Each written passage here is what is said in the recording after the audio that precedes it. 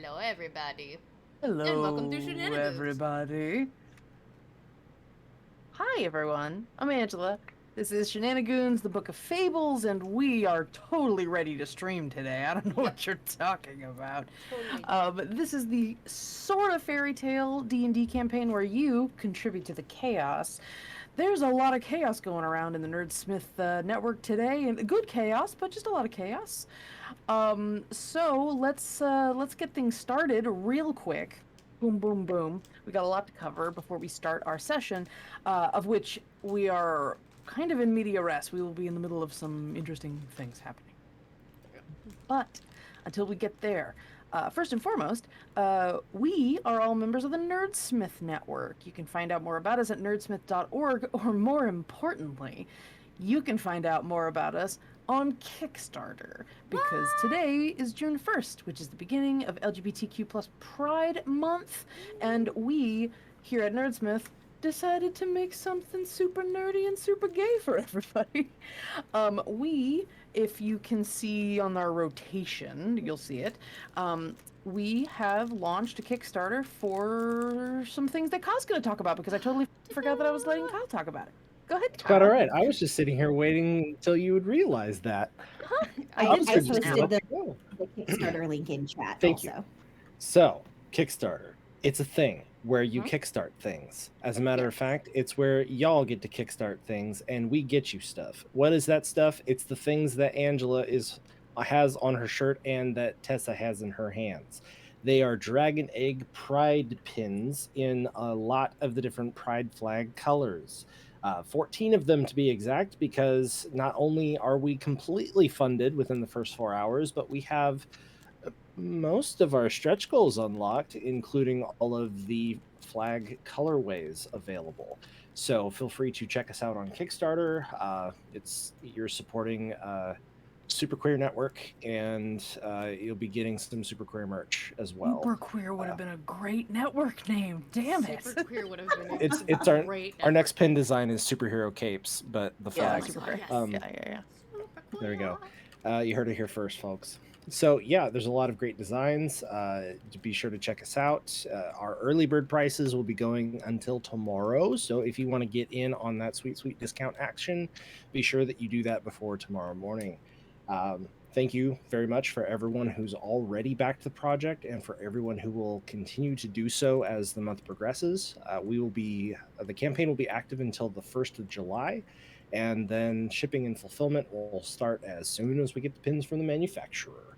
So be on the lookout for those, because we're all going to get very, very heavy in our costumes because of the sheer volume of dragon eggs that will be buried on Yeah, there. I imagine if we add any more stretch goals, those might involve hiring people to help with fulfillment. Or just paying Potentially. Tessa and Robert and That too. to drive down and have sushi with me and Jess. That's why we're paying them, right? Yeah, for not sushi. not to hand prepare fulfillments. No, Handcrafted and cared directly from us to you. we will personally lick every envelope.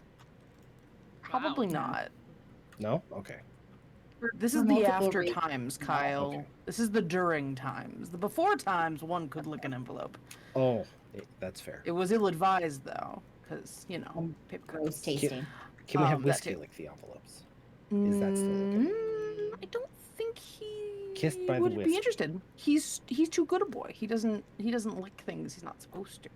Anya that is a good will thing, be except for happy chicken to or lick sourdough bread. everything that you put in front of her face. If anyone can see behind me currently, the whiskey in question looks like he's had several whiskeys. Yes, he does. But he's just sleeping. He is a good boy, and we love him. Anyway, That's we Kickstarter. are, yes, as Kyle said, we're absolutely overwhelmed and with gratitude from everybody who has helped support the project already. We cannot wait to figure out what the hell else we're going to do this month to continue working on the project. And the click clacks, the sound of whiskey walking away because I made too much noise. So yeah, please check us out on the Kickstarter, tell your friends, pass it along, follow us on Twitter as we update with new plans for the stretch goals and activities that we're going to be doing. But before we talk about another activity that's happening on the network this month, though, let's give a quick shout out to our other sponsors, our absolutely incredible sponsors that help us keep the network running day to day. We have Eldritch Foundry, of which their online miniature designer for fantasy characters is the way we made our character portraits here. You can see on the screen. They are delightful, and if you use the link that we put in chat, you can help support the network. We get a little bit of a kickback if you decide to purchase through the link and you decide you actually want to get printed versions, 3D printed versions of your miniatures that you design. So please take a look. They have some really gorgeous fantasy races designed there. I'm a particularly big fan of the Faebles design, and so yeah, you should definitely check them out. We are also sponsored by World Anvil. World Anvil, just, I don't have enough good things to say, or rather, I have too many good things to say about them. World Anvil is an incredible campaign management and world building platform where you can write novels, run RPG games, you can just create general wikis and repositories of knowledge for your fictional worlds. Doesn't even have to be fictional, though. Please check out their website. You can find so many free features if you just sign up immediately, but if you decide you want to support them and be a part of their community, you can become a guild member, and guild members have a little bit more interactivity with the developers and can help craft the direction of the platform as they build new features. So it's definitely worthwhile if you are interested in how people make stuff like this and you want to help make it a better platform over the years. Please consider becoming a guild member with World Anvil and light up the forge. That's nothing. It's not a thing. It can be. It can be. It's all right. Finally, we are also sponsored by Die Hard Dice. Tessa, what day is it, Tessa? It's June 1st. Happy Pride. It's the first Tuesday of the month. Which means Happy Pride, Tessa. New merch. And new merch. I have a lovely black hole for you. Isn't it gorgeous? That's so nice. Tessa, where did you go? Oh no, Kyle and Tessa have both been consumed by a vortex of nothingness. Well, if you are like me and you like to have your snacks and your dice close at hand, but you also like to travel, you can get the new lovely square foldable magnetic Die Hard dice Beautiful. in velvet lined rolling tray. It is perfectly snack sized for your... I was gonna say, can we get back to the snack proposal? Like, what is that? There you go. I see this now. I see its value now. Snack holding. Also, when you've got these lovely... The best. Oh, the peanut butter M&Ms are absolutely the best M&Ms. 100%. I agree. That's why I have them. And then when you've got, a fistful of metal dice, that when you drop them on your wooden desk, sounds like that, just kind of a clunky noise. When you roll them in the table armor, as this is called, you get the lovely, very gentle rolling sound instead of table death. You can get your very own table armor tray at dieharddice.com using the promo code Nerdsmith -JUNE for June, and you will get 10% off your entire purchase. So again, go to dieharddice.com and pick up your very own black velvet magnetic square dice tray. It is very nice, it is very compact, and holds quite a lot of dice and snacks. 10 out of 10, do recommend. Hell yeah. And Die Hard's an incredible company, also supports pride causes, so you should definitely check them out. They have at least one dice set that I'm aware of that goes directly to Trevor Project, 100% of the proceeds, so please support Die Hard. They are a really amazing company. I still can't get over how much it just absolutely muffles the sound of rolling those metal dice instead of... So, it's very nice. Yeah. My desk appreciates it. So, we have one more thing to talk about before we forget. There is another, we will potentially, I'm going to be pitching some ideas for some events we can be doing during Pride Month this month.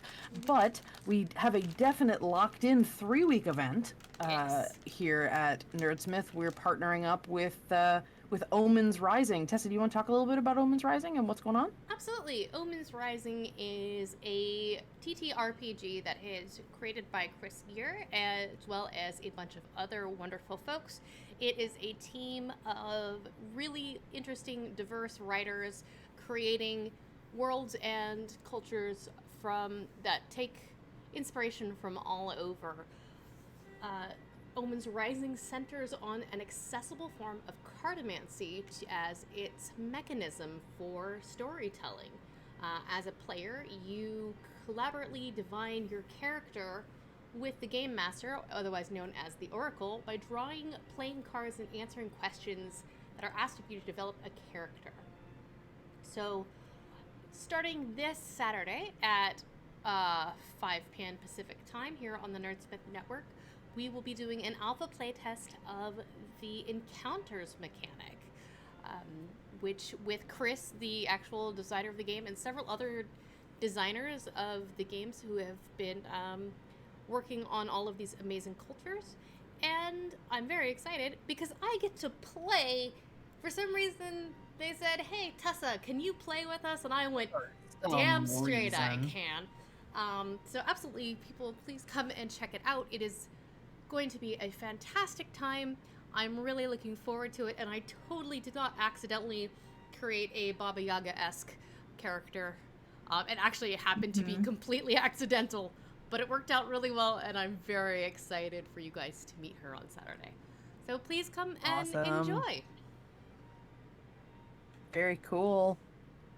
Tessa, I think you're a little quiet compared to the rest of us. It probably is because that I have a lot of air conditioning behind me, and so it is probably picking up that quite a little bit. But I will turn myself up, and hopefully you guys can hear me a little better. And I'm also was reading something because I am having a day where my brain and my mouth aren't connected, so I was looking a little away from my microphone.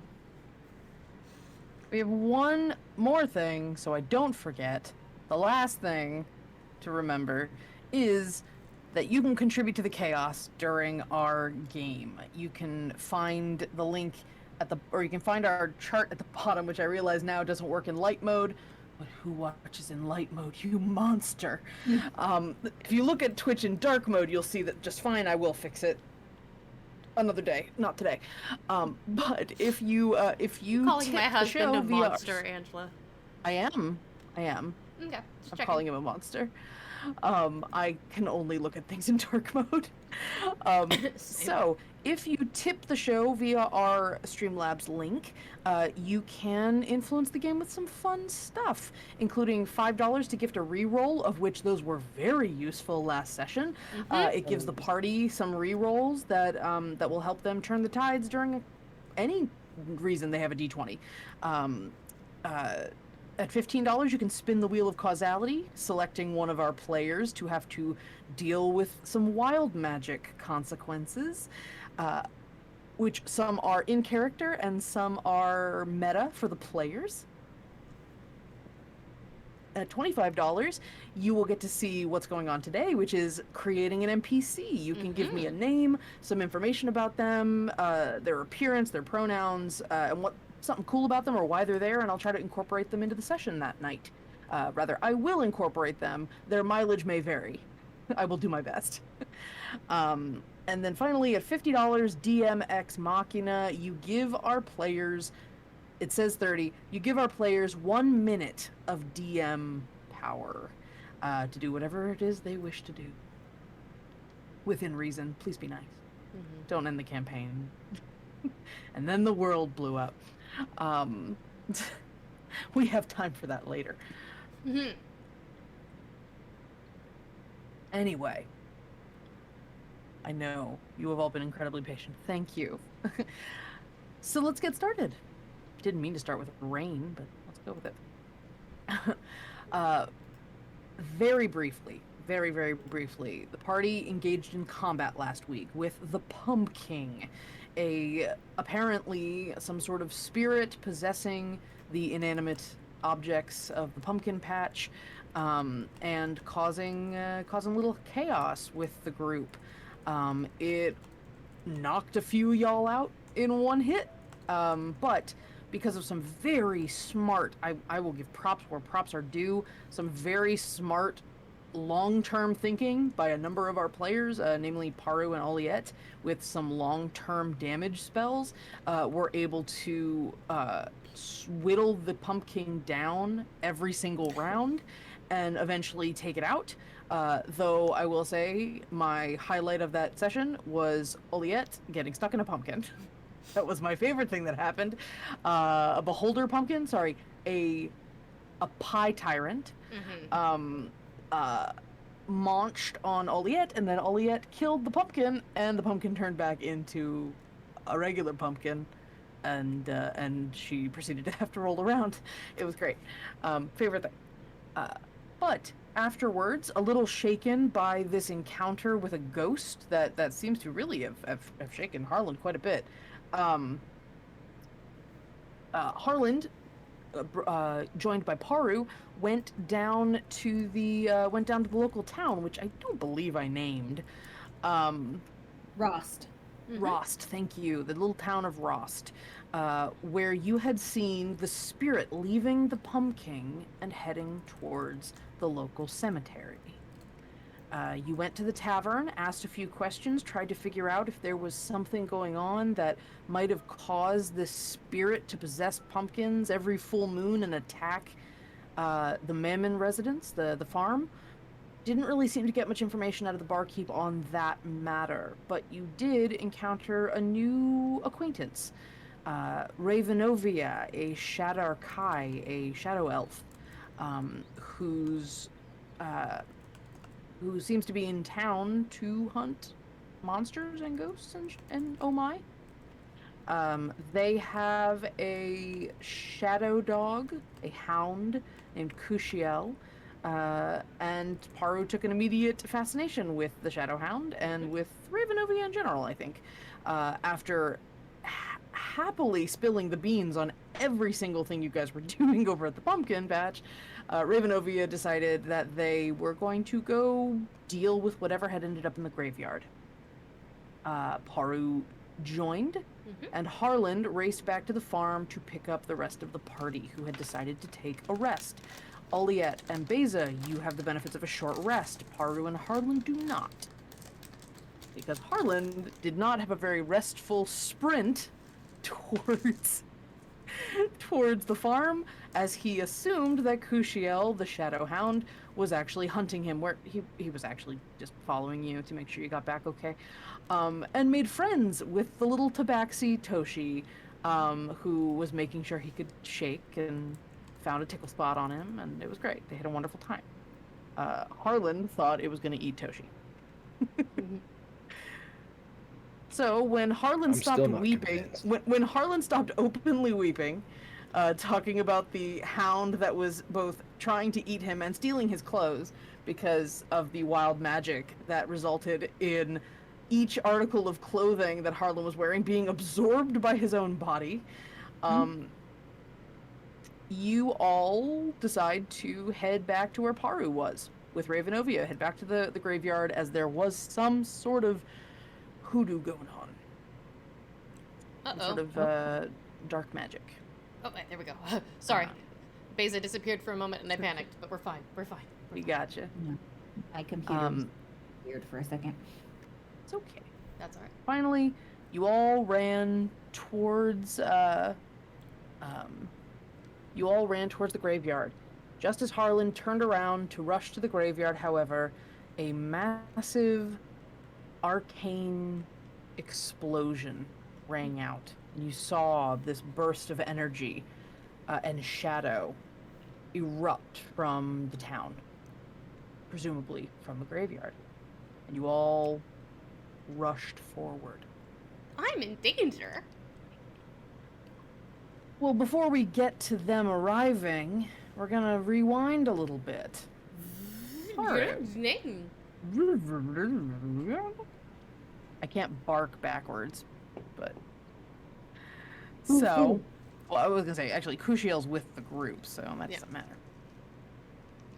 Also, Lane, would you like to remind me if Kushiel is a medium or a large creature? I don't remember. I think he's medium, Puppy. but you can let me know.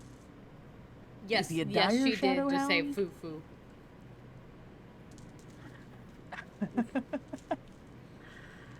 So, Paru, Yes. you are following. Actually, give me real quick. Mm-hmm. Give me a D54. Okay. Which I really should just assign them cards. Roll a D54. 35.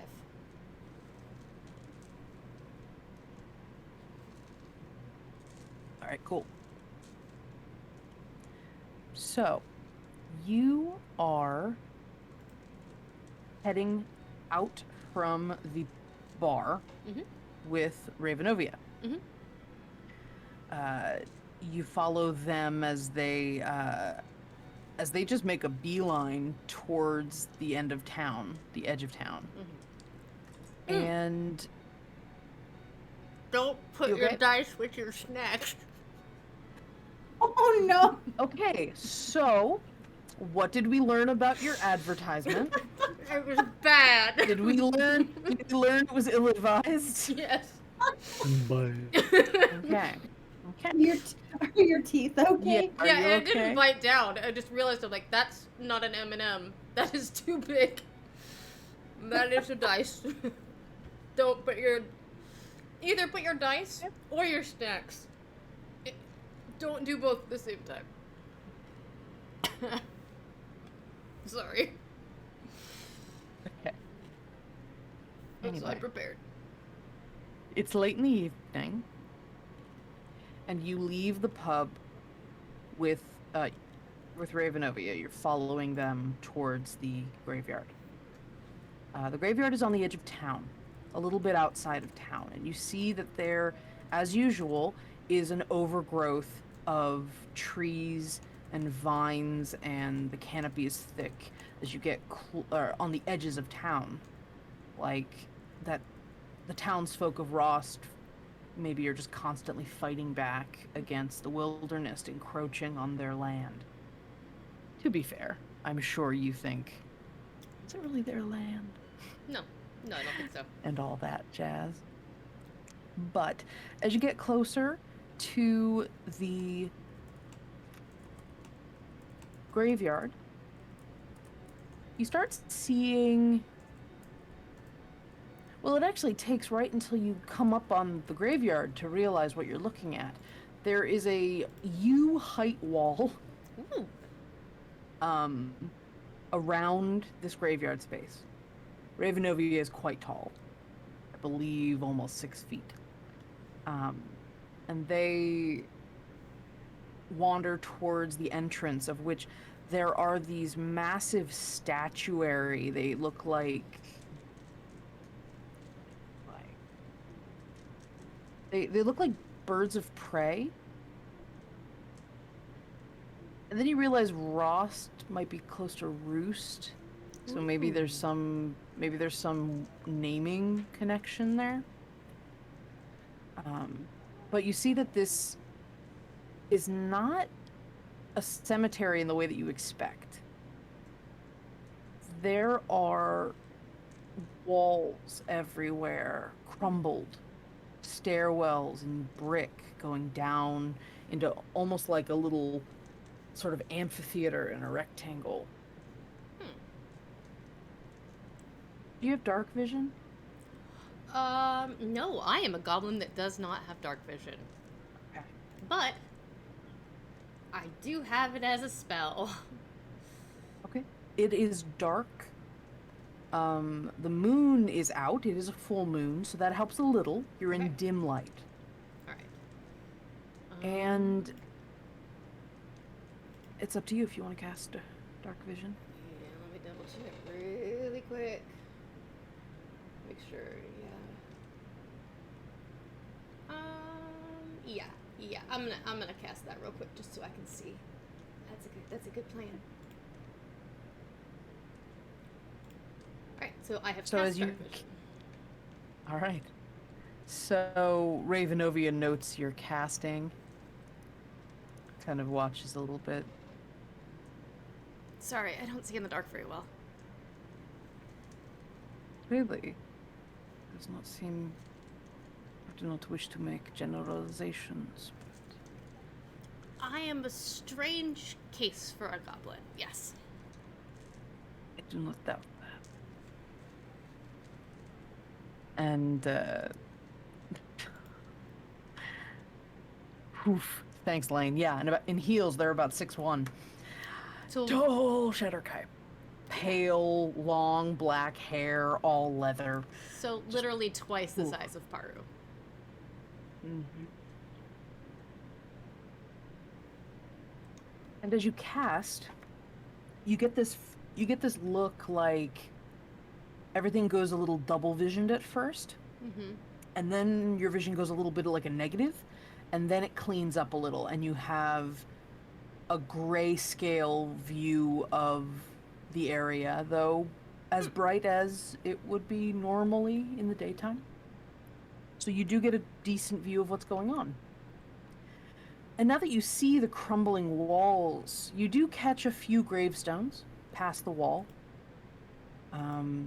You see old names, just worn, barely legible. They're not of any consequence. They seem townsfolk, family names. There's a bunch grouped together.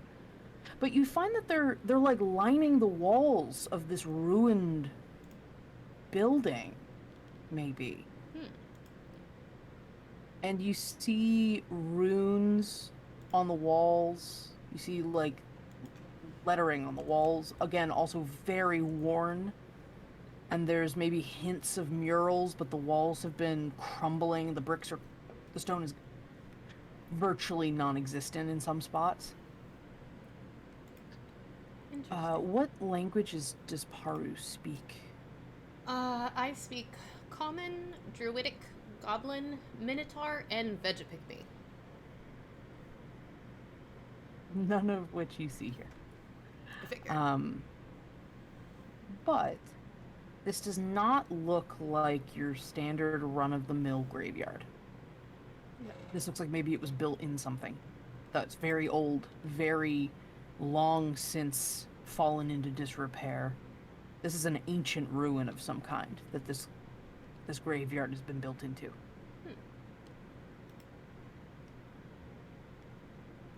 This is weird. Not at all what I was expecting. Can you read Yes. this? Because I can't.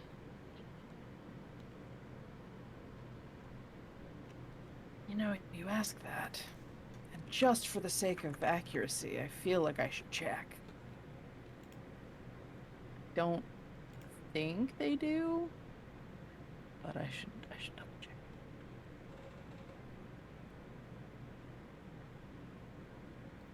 Actually, you know, they probably do. And Ravenovia starts looking at the walls. Their fingers kind of going through. They have sort of sharp black nails. They're kind of tracing the rock a little bit as they're trying to read. And they pause for a moment on some of it.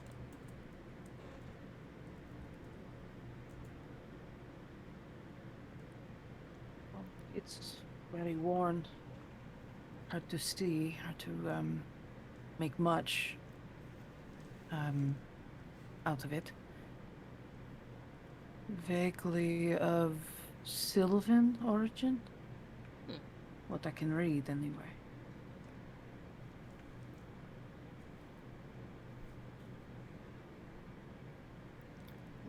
Yeah. Oliet or Oliet might be a better fit for reading it in our group. I can't read it at all, so.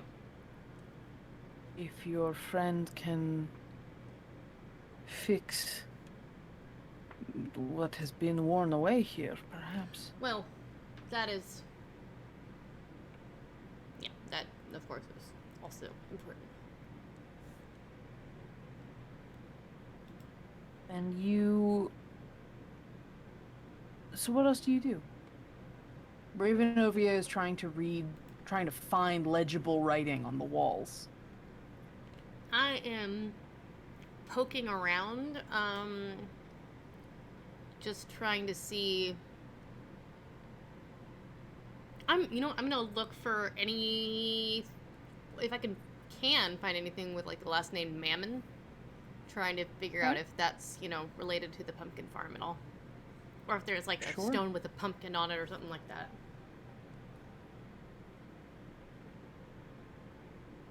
Go ahead and give me a perception check.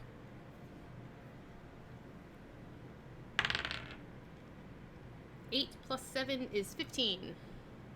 15. Mm-hmm. You do find a couple that are labeled Mammon. As you go through the graveyard, there are these halls, basically, that are the walls are worn off, though. So it's essentially just some rectangular rings around the graveyard space and a couple of stairwells down. You kind of trot down a couple of the stairs, and you end up in this central space. Like there was a staircase that would go down to a central room. You see several sarcophagi or mausoleum kind of looking graves. They're above ground. They're just coffin shaped and stone. You see a few more of these gravestones in a bit of a grouping. And as you look at them, yeah, you see a couple that say Mammon. They're smaller graves, denoting the dwarf heritage. She is going to druid craft a pumpkin vine around them. Okay. That's very soft. So yeah, you watch as there's a vining kind of pierce the ground and start threading up around the tombstones. And you let go. You kind of feel it like, all right, I have manipulated this enough. It can grow of its own accord now. Mm-hmm. And as you stop controlling, as you stop druid crafting, the vines keep growing. Just as much of a pace as you had originally had them sort of grow at a speed, until there is essentially a briar of pumpkin vines around one of the tombstones that says Mammon. You start to see little orange or little green, like buds, start growing on the vines. She's gonna... Things want to grow here. She's gonna lean forward and look at the headstone and go, well, if you are the ghosty, I hope that these pumpkins make you happy and you don't have to be the Pumpkin King anymore. And she just kind of like pats it. You feel a breeze. It's very cool. It's actually kind of nice. But it picks up a little bit, almost like before a storm, almost sort of like a rainstorm. And this breeze kind of picks up your hair, your hat. You kind of have to hold on to your hat a little bit. The hair, the wind's trying to like take your hat. And you see Ravenovia standing at the top of the stairs where you climbed down, and they are casting their eyes very quietly, very slowly across the distance of this graveyard. We are not alone. Yeah, no, of course not. See, I made pumpkins. Definitely not alone. Not the pumpkins. Kyle, your face.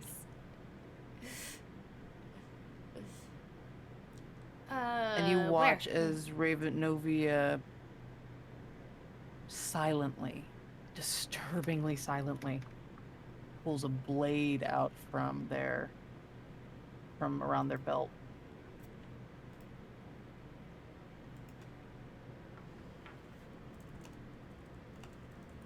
Give me a perception check. 17. You're listening beyond the wind. And yeah, you hear something. Hmm. You hear a scratching and a murmuring. It's very soft, almost like a hissing. In a language you don't understand.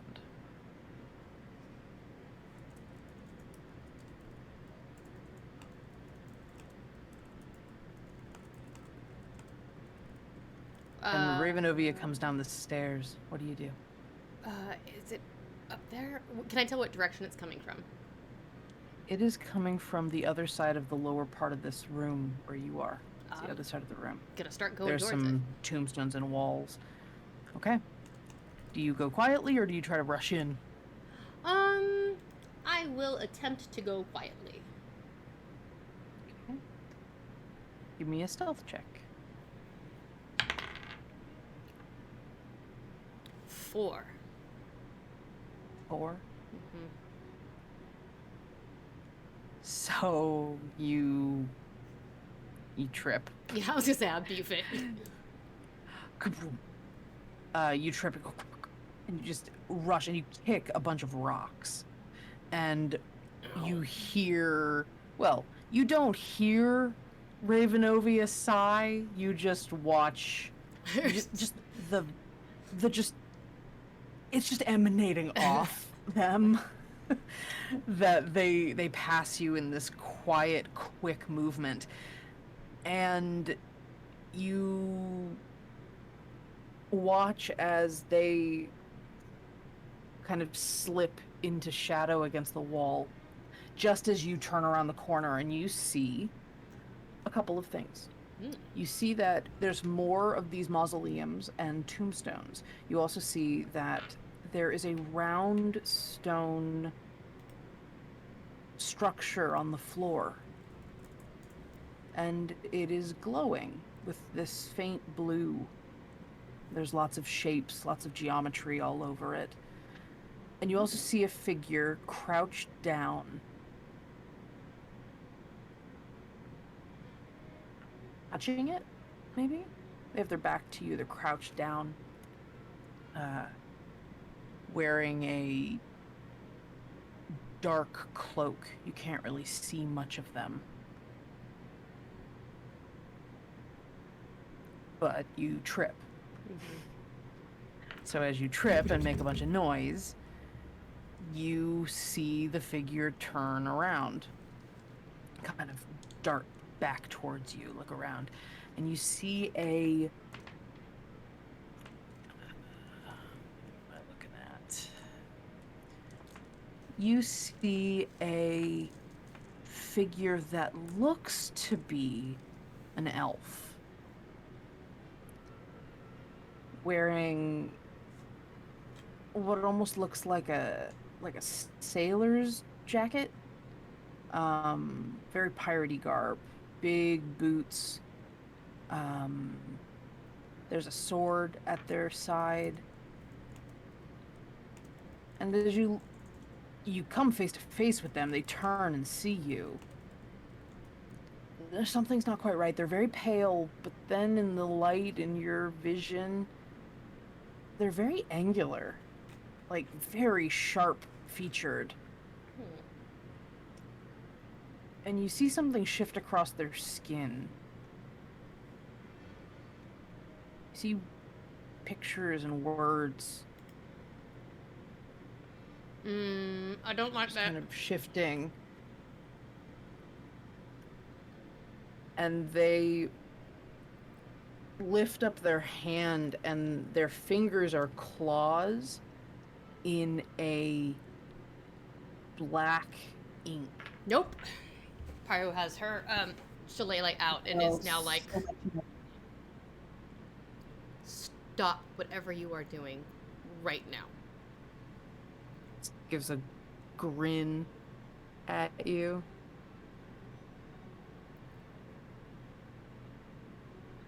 And reaches down towards the stone. Do you do anything? Puts their hand back she's down. Gonna cast hold. I don't have that in this character. That is different Nope. character. Fuck, I can't imagine you do at this level.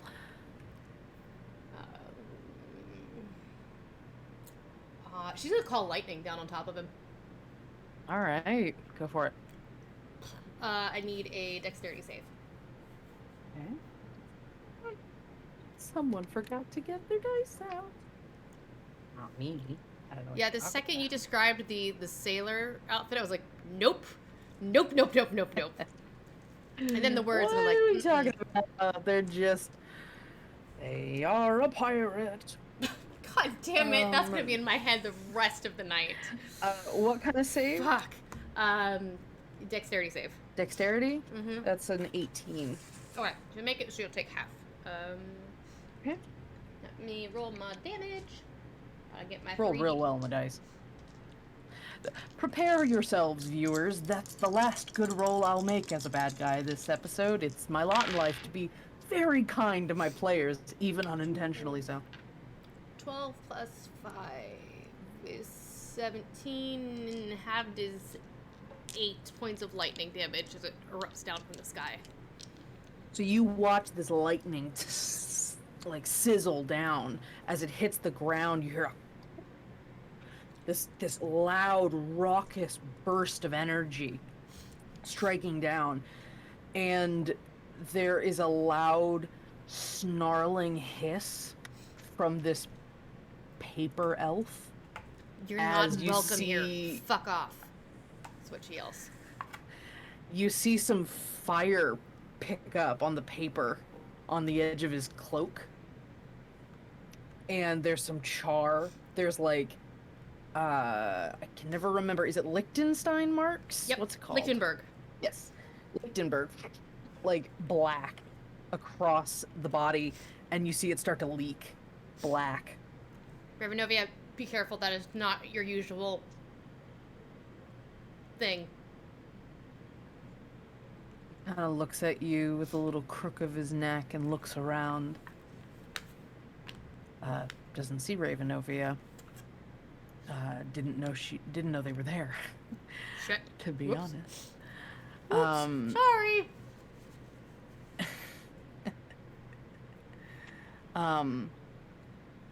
But you watch as a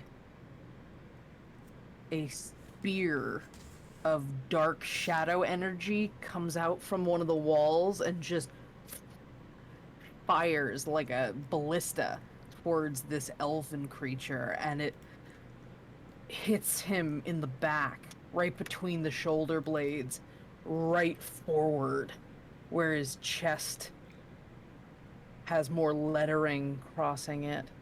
You swear there's even like an angry face across it at one point.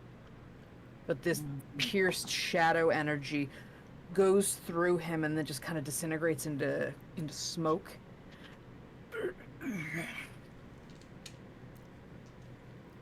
And the black ink spreads down his arm as he grabs hold of the stone, and the ink spreads across this glowing geometry of this platform.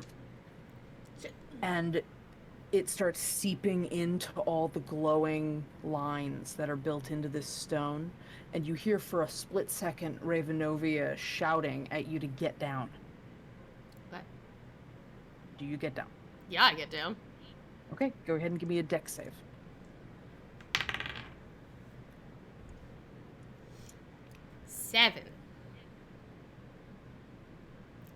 Have rerolls. I would You like do to have reroll. use a reroll, please. Please use a reroll then. 5. Well, you are right in ground zero. You're right up on this guy as you see the ink seep into the lines and you watch cracks start forming in the platform. and there is a burst of energy that throws you back into a wall. And it is a huge, almost mushroom cloud plume of shadow and light and energy that just bursts into the sky. You watch as the paper of this elven man, or this elven person, just disintegrate in the power of that magic surge, and the platform just cracks into pieces. That's theoretically what caused the surge.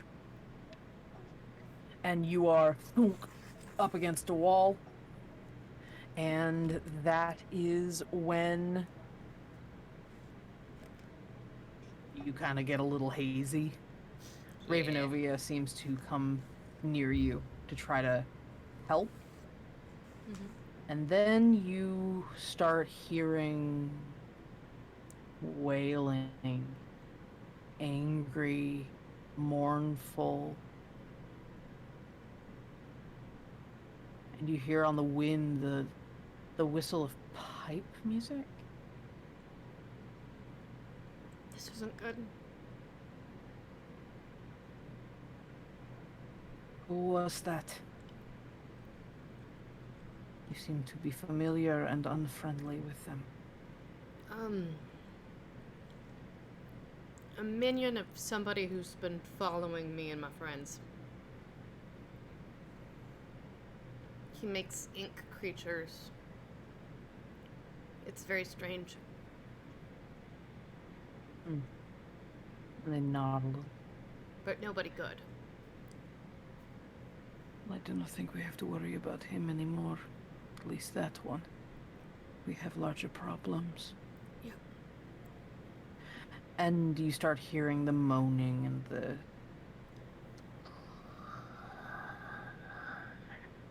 You start hearing the sounds of undead or death or something. Right, okay. Did I take any damage? Do I need to roll to concentrate to keep my lightning going? Oh yeah, sorry. Oh, that's true. So yeah, you... Thank you for that. You take... Because you failed to save, Mm-hmm, I did. 10 bludgeoning damage. Okay. Mm. It does not matter. You should get And hit. I am not having this conversation. No, she gets you up right away. Oh, okay. Awesome. You get back... So you take 10, Mm-hmm. and you get back this many. 6... Nice. You took 10 and you got 10 back. Hey, She rolled well on her health potion, so you woke up to Ravenovia pouring a health potion down your throat, and then you had that conversation. Well, that's good. So That's no 6 harm, no more foul. than I had. That's great. All right. So, the rest of you, Harland, you are running. You are steadily losing the rest of your clothing. Your overalls are getting kind of tight. Oliet doesn't mind for a moment, but then they start disappearing entirely, and it's like, maybe not that. Did you have the twins following you as well? I think everybody started Everybody, running yeah. for the town. Everyone, Yeah, Tom. except Okay. Mammon. That's fine. He's got his own thing to worry about. So you start running towards the graveyard, especially at a double pace after that explosion happens. You are out of breath, rushing. Undoubtedly you're giving like Villain some sort of like mental, like this is what's been going on as you're running, just kind of get everybody up to speed. We'll say you're up to speed with whatever Harlan knows. The three of Villain, Oliet, and Bezet. Harlan maybe helps out a little bit and gives you the rundown. As you arrive on the outskirts of town, where this smoke is still rising above, you see the ruins where this graveyard is built. Those of you with dark vision see the rectangular, concentric rectangles of this space, multiple hallways, stairwells. The bricks are crumbling in this old ancient stone. Oliette, you see Sylvan written across some of the bricks. Old Fey writing, and what looks like maybe the remains of illustrations or murals on the walls. Very rudimentary, not super complicated, not super detailed. That could be because of how long it's been. Could also just be they weren't very complex or sophisticated drawings. But more importantly, you see wisps of glowing light meandering between some of the walls. One actually going through a wall, as there are apparently several spirits that have been woken up by whatever happened here. And you see a flash of darkness colliding with this shimmer of light as Ravenovia just tears one of these spirits asunder.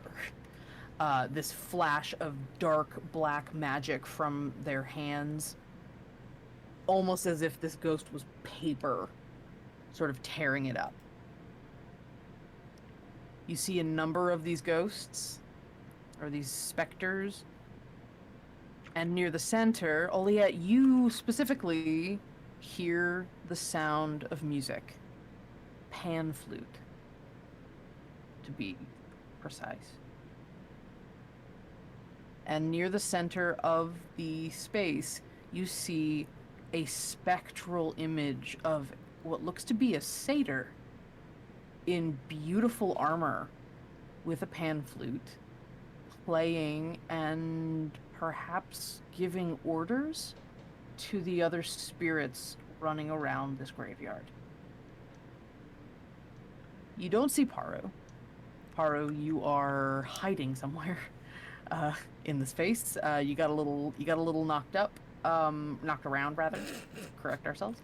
I was gonna say, how did that happen? Immaculate conception? That was quick. That was quick. How did that happen? You took another 4 necrotic damage Okay. in the last few moments. Okay. So you are emphatically trying to duck around and go somewhere else. I am back to where I started. And I need you all to roll initiative and join me in roll 20.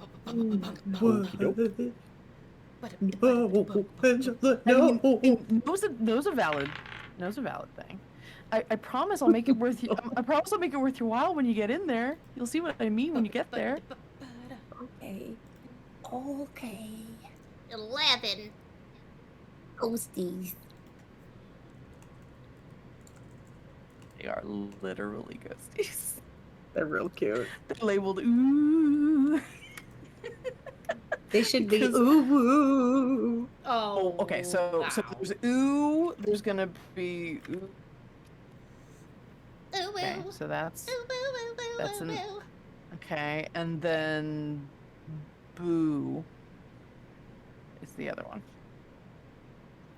Okay, there. So we have ooh, boo, and ooh woo, and goat, ghost, go ba is what the other one's called. Wow. All right. Sorry, I was in a mood when I made this map. Can you tell? All right. So hold on a sec. So yeah, what did Paru get for initiative? 11. 11. Harland. 18. 18. Oliette. 16. 16. Beza. I rolled bad. 10. Ravenovia got a. Ravenovia and Kushiel are going to act on the same turn. Delane got a 12. And As a note, I think upon getting closer, Olia would have like nodded to Verlaine or kind of gestured to keep the kittens back, like away Sure. from the yeah, deposit yeah, them a few hundred feet yonder or something. Yeah. Basically, what you hear is, you hear, You want to get dead? No. Over there. Okay. Okay. Very to the point. I mean, it's It efficient. worked. I mean, Mhm. all right. So we are going to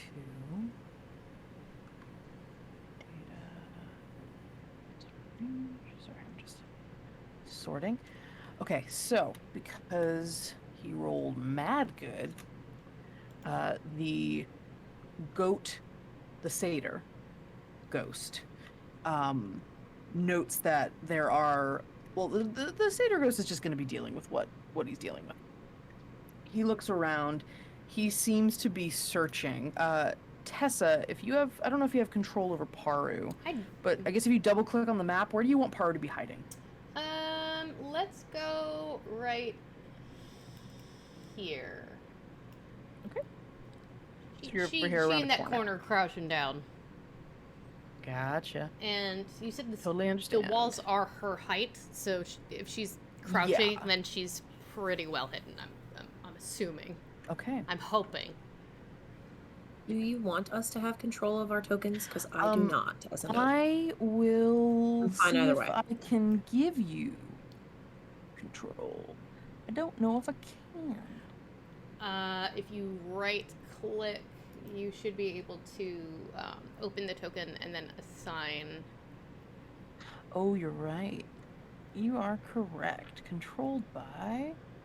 There you go. Look Okay, at you should. knowing things. It's almost like I- I've had to learn you roll can't- 20 for certain reasons. Yeah, if you can't tell, I haven't. All right, so you will each get control of your tokens. Tessa, you now have control over her. Okay, Excellent. there's no other information in here. This is purely just for location purposes. You Yep. do not have any character sheet or anything, so just do as you normally do. So, the goat, I keep saying goat because I wrote goat ghost, but goat ba. So, the satyr reaches up with his pan flute and starts playing a few tones. And they blend together and kind of travel a bit on the wind. There's a bit of an echo, and they feel very distant for a moment. They're almost like kind of ebbing and flowing like a wave in your hearing. And as he does that, he is going to command the ghosts to start converging on the main target around here, which is Ravenovia. 5, 10, 15, 20, 25, 30, 35, 40, 50. So the ghosts are going to go 1, 2, 3 and go through the wall towards Ravenovia. Sorry, Lane. You put your person in the game. And they both hit, and you watch as these two ghosts just kind of pass through Ravenovia, and you see them sort of buckle a little bit as they take not that much garbage damage. Take garbage damage. And you see Kushiel next to you, Harland, run forward towards a wall and just disappear into the wall, into the shadows, into the little cracks and crevices of this place, and I don't like that. appear on the other side of the arena, just lunging at one of the ghosts. Ooh, and definitely spectral. Shouldn't be able to hit things, but you gather that Kushiel in and of himself is probably magic. So there is this sort of grasping of shadow meeting this sickly blue light of the ghost as Kushiel takes a chunk out of this ghost. And it kind of deforms a little bit and then coalesces into some form. They're like vaguely humanoid. They're not actually sheep monsters. But they look more like people than sacks. All right. It is Harlan's turn. Cool. So you said that it's difficult, like it's super dark in this area. It is. It's dim light for the most part. Okay. But you can see a little bit of that like vague glowing of the specters. Okay. Cool. So this one that's directly like closest to Harlan, he'd You probably mean be able to see that. ooh? Yes. I can't see what their names are, so Oh, sure. you can't see the name. Oh, there should be name tags underneath them. Sorry. So Anyway, Harlan yes, can go see ahead. that one. Yes. Okay. Cool. So I had the spell. I clicked off it.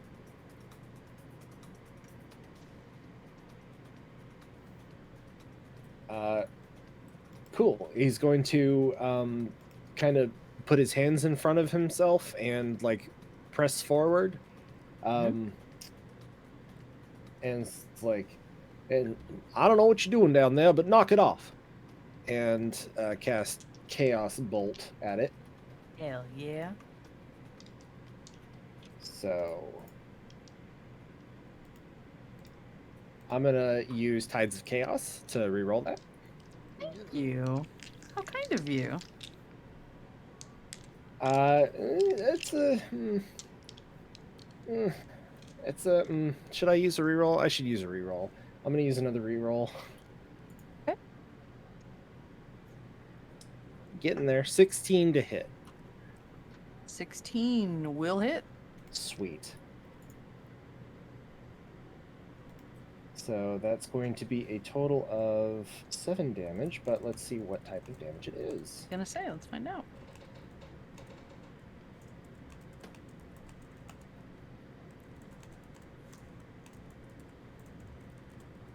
Let's see.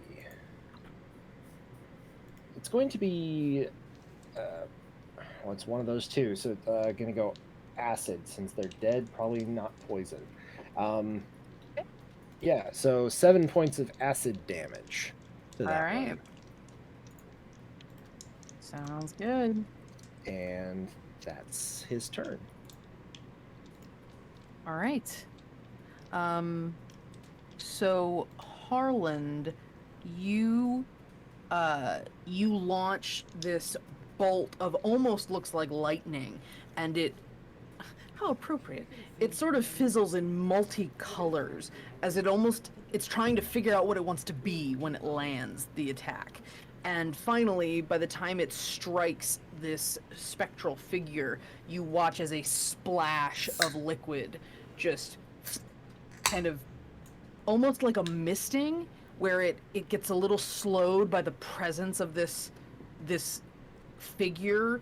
Not quite completely. Like, some of the spray does go through the ghost, but it kind of is slower going through. Like, it's sort of slightly what's the word? It's slightly solid, not quite. And it hisses out as it does take quite a bit of damage. It does not. You feel like it probably didn't do as much as you thought, but this thing did not like it. So you have actually bloodied the spirit, Nice. even though it is resistant to acid. Because it did. Okay. Cool. They don't like acid, that's for sure. Good to know. Good shit, good shit. Good to know I can't do that. I can. But I All gotta right, get Oliette, close. it's your turn. Oh, okie dokie. Okie dokie, it's fine. You got this. You got this. Okay. Well, I guess since the satyr caught my eye, first, I am going to first, as a bonus action, start racking my brain for anything I may have read or heard at some point that may help us in that situation. So I'm going to roll my story dice. Go for it. Actually, yeah. Let me just do that right meow while I do this other thing. Right now. I love it. Oh, How'd you do? well, I rolled the most chaotic one possible, so who doesn't Hell love that? yeah. But as my action, I am going to, for a moment, try to tune in on this song that the satyr is playing, Mm-hmm. and then I'm gonna start whispering the melody back to it. But Okay. you will see that like it will halt just for a split second as it starts to hear this song, but echoed back, discordant, multitonal, getting louder and louder in its ears, and it has to make a wisdom saving throw. Heck yeah. 14. You know, I don't know my spell save. Hold on. Oh, it meets my spell save, so I think it Okay. takes. If it meets, it beats the Correct. save, so it'll take something else. It takes half as much damage. Okay. So let me just see raw clot. Okay. So it takes 4 points of psychic damage, Okay.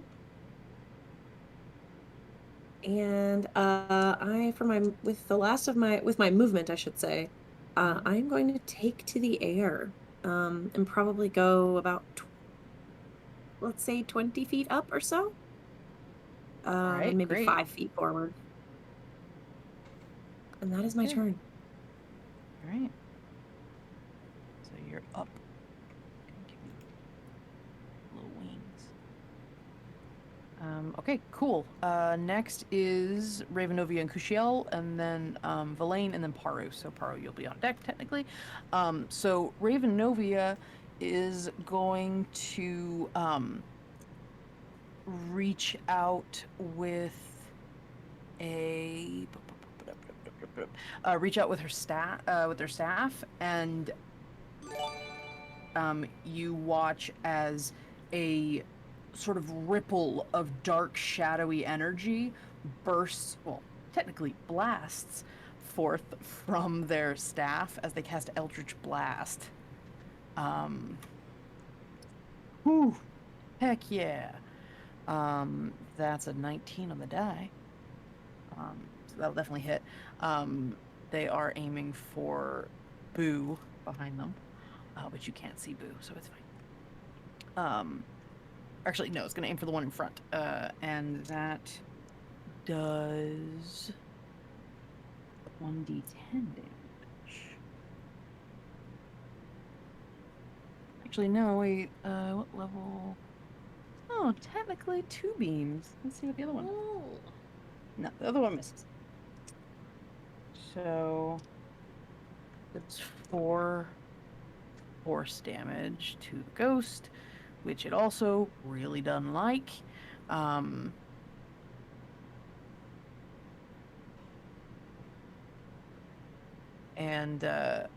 then Kushiel is also going to attack. Same kind of thing, go for a bite. Misses. The ghost sort of flows between. Kushiel, you've got this slightly spectral hound and this slightly spectral ghost trying to hit each other and failing. And then Valaine is in the back. So what the heck's Valaine doing? Valaine is gonna parkour over some stuff. Let's see. 5, 10, 15, 20, 25. And Paru, you hear Valaine call out your name. There was a giant fuck all explosion. He doesn't feel like he can do anything about spirits, and he's looking for you. I'm here. And he's gonna dash to get over near you. You watch him kind of like leap over a wall and go, oh shit, like almost land on you. Sorry. It's okay. Hi. Hi, you okay? Fine. Never better. Fucking ghosts. Yeah. Super fine. She's got like a bloody you were aware. nose and like. You were aware of this. Oh. Yeah, I kind of saw them materialize. You? and, She puts her hands up on his cheeks. You need to go away from here, okay? I want you Why? safe. Why? Fuck off. Because he summoned What? them. He gets a little grim when you say he with a clear capital H.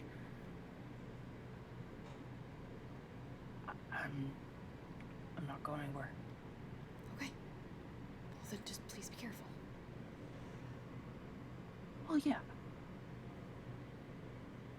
Took care of the person that summoned them. They're gone. This is just the aftermath, but just, you know. Okay. We'll handle it. Yeah. And he kind of crouches down and hides as his bonus action. Right. Doesn't hide well.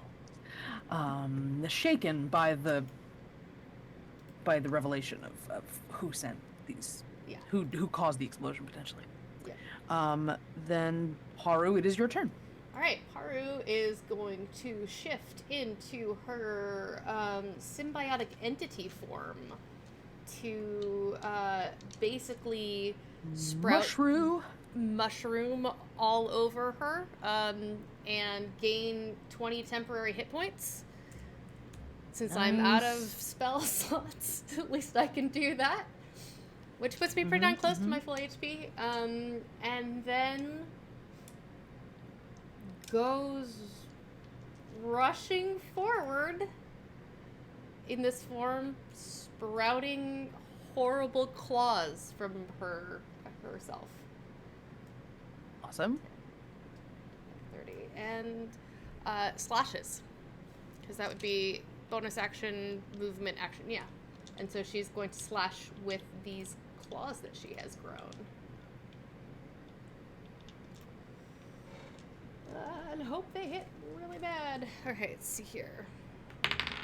17 to hit. 17 definitely hits. All right. Oh, hold on. Mitch, who are you Oh, no. targeting with that? Oh no! You gotta tell me who it is. I missed it. Uh-oh. Continue doing your thing. Alright, I'm sorry I missed That's right. I missed this initially a few minutes ago. No worries. 16 points of acid damage as she rakes him with these bestial claws that she has Oof. grown. Okay. You're aiming for the goat? I'm aiming for the Ghost. the ghost that I'm right up on. Oh, gotcha. Boo. Okay. Cool. You watch as the claws, you sort of expect the claws to just kind of sift through like you're pushing through smoke. And there's just this little bit of resistance as the acid just kind of starts sizzling a bit, almost interacting with, I'm going to give you some gobbledygook bullshit, almost like it's interacting with the ectoplasm of the spirit a little bit. Nice. And therefore it does hit. And I forgot that I just hit with a melee It does attack. half damage, so, but you still thoroughly fuck this thing up.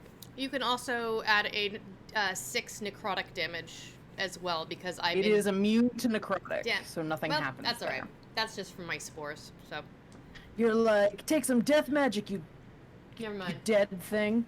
You dead thing.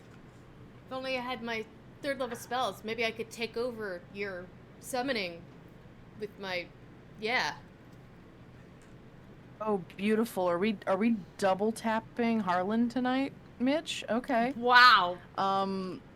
So, Harlan, we're gonna have you roll on the wheel of causality. Let me get Oh, the wheel sure. up. Oh, Oh, boy. yeah, that's Yeah. great. Oh, yeah. Let's have some fun. The wheel is up. Uh-huh. Roll on that Yeah. wheel. All right.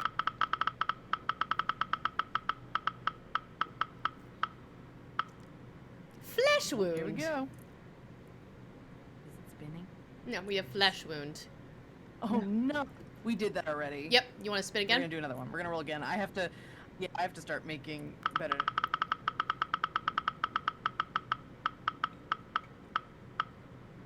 gonna be doubles. Flash dance. Flash dance? Yes. Isn't that what he did last week? No. No, flash dance was not what we did last week. That was a joke about nudity. Yeah, this is not flashing, this is flash dance. Alright, let me pull up another random table.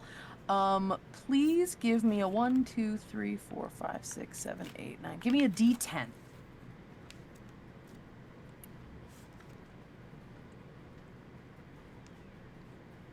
Yeah. 1, 2, 3, 4, 5. Oh God. So Harland, you didn't really have clothes on when you got to the graveyard. The clothes all just sort of appeared in a pile next to you. Did you make any attempt to put like your underwear back on or your overalls or anything? He probably would have just jumped into the overalls because like that's just like a couple buttons and a couple straps. Okay. All right. So, Oh, Broadway, why? I have green welcome. dress. You're from welcome, Tick Tick Internet. Boom stuck in my head. you know what? You're welcome, Internet, and you're welcome, Oliette, because Harland, as you're standing there, a cascading waterfall of oil pours all over you.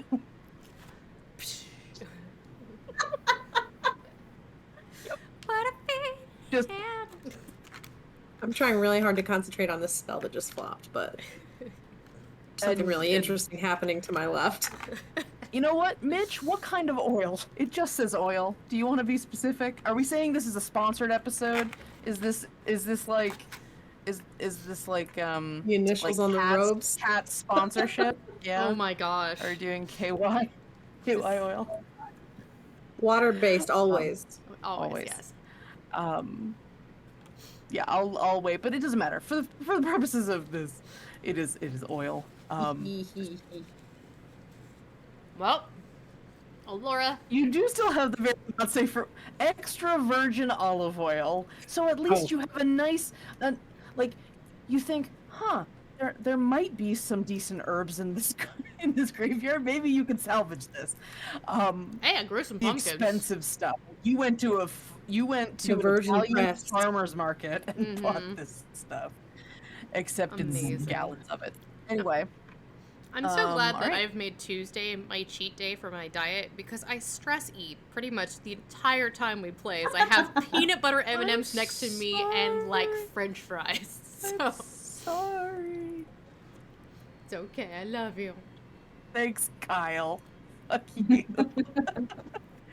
All right, so it's not even his turn yet. Beza, it is your turn. I'm so sorry of the diversion. It's okay. You should be able to control Beza. I just need to measure how far away. Oh, okay, I can get there.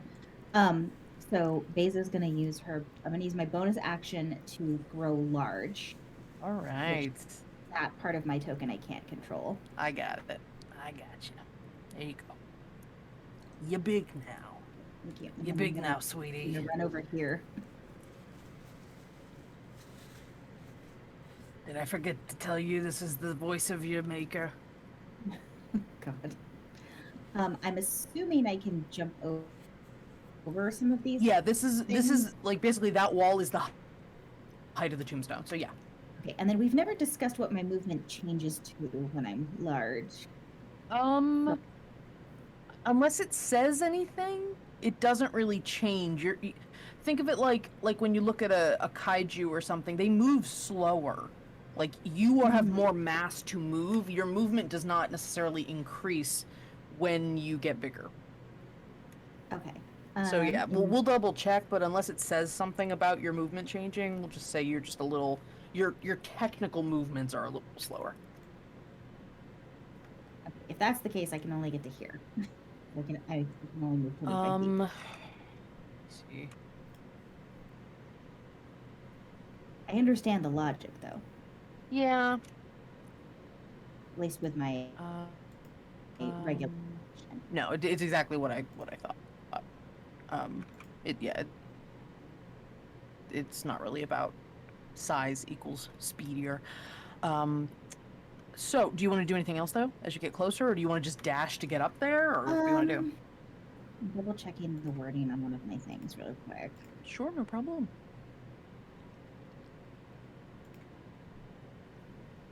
You know, I didn't use it last time. I'm gonna action surge. So that you can use my additional action to run over there. Okay. Easy fix. And then I still have all my attacks. Cool. And I'm going to attack.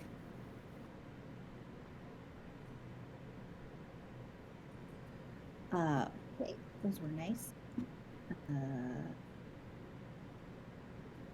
That's a 24 and a 23. Yep, those hit.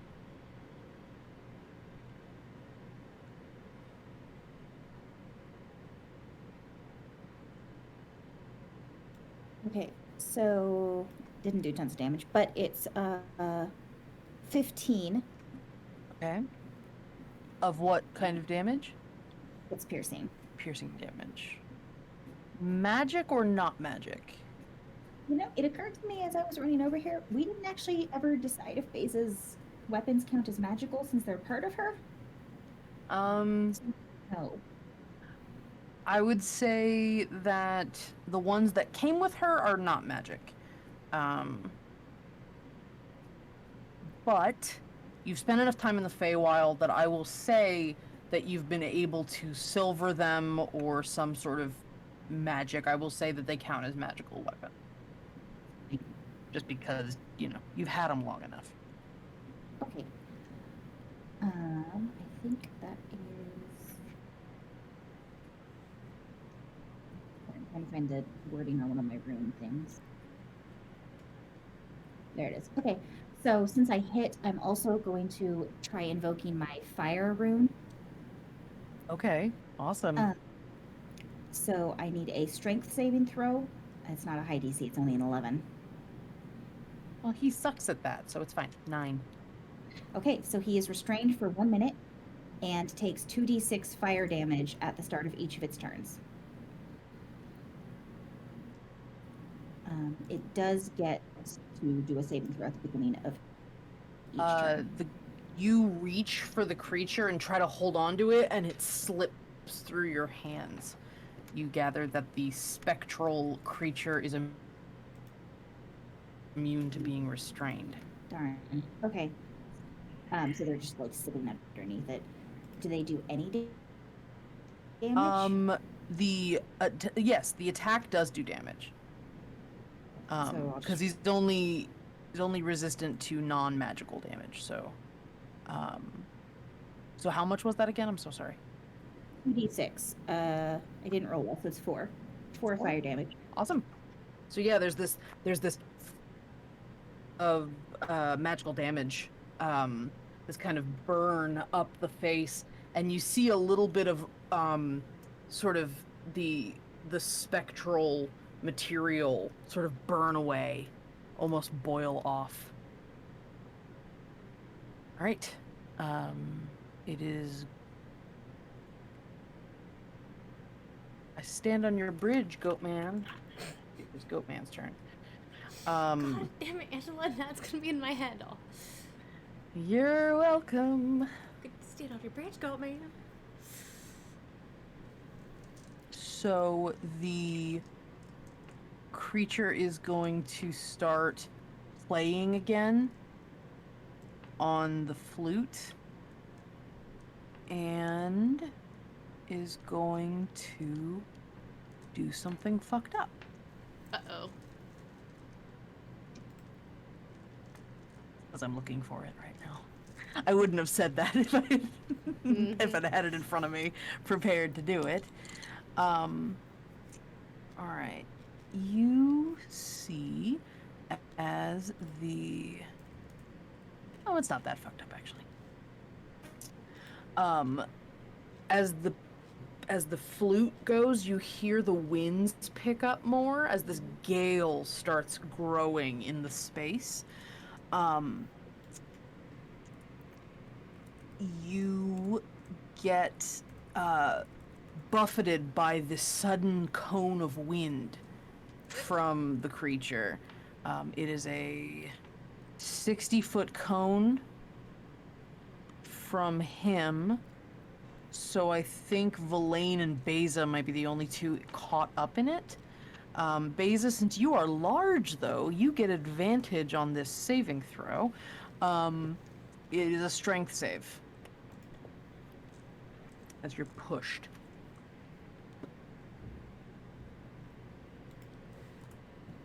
Two. What was it? 22.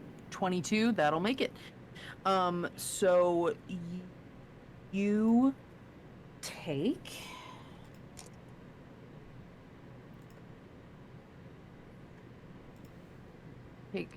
12 points of slashing damage as debris and rocks are shoved forward at you. Elaine didn't make it. And so he took 12. Oh wait, sorry. You take 6. I'm so sorry. You took half the damage. Villain takes 12, and no. I'm so sorry. Never mind. You're fine. You take 12. My bad. I did the wrong thing. I didn't have. I rolled half the dice. So 12 plus.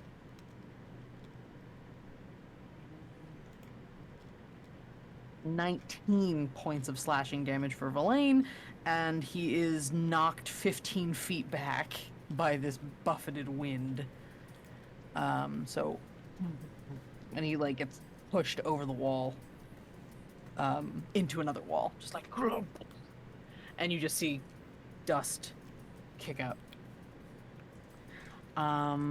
Beza, you are not pushed, and the satyr just sort of growls at you a little bit and blows a really sour note at you, almost petulantly, as it's upset at you for not being blown away. Learn how to play! And the ghosts are going to also act on their turn. The ghost turns to you, Paru, and is going to... what am I doing here? Reaches for you with a hand. Correct. That is a 17 to hit. Yeah. Oh yeah. Okay. And you take 7 points of necrotic damage. All right. All right. And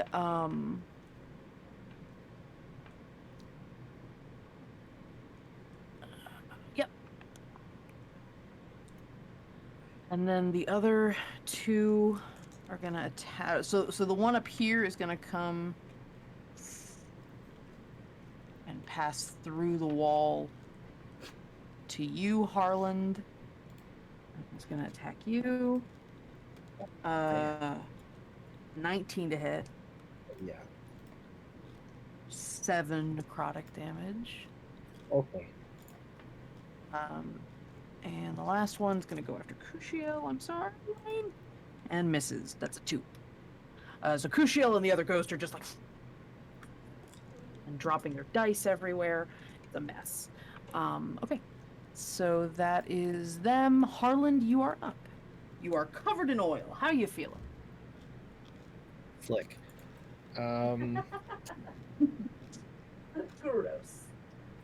Gross. Clean it up. Okay, so this thing is... You get close and you see it's like a human. It's just a ghost. It's been raised from the grave, maybe. Ooh, that's fun. Let's see. I'm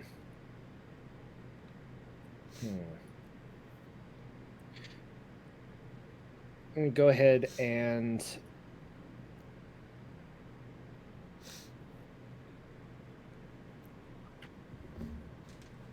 move to the other side of it.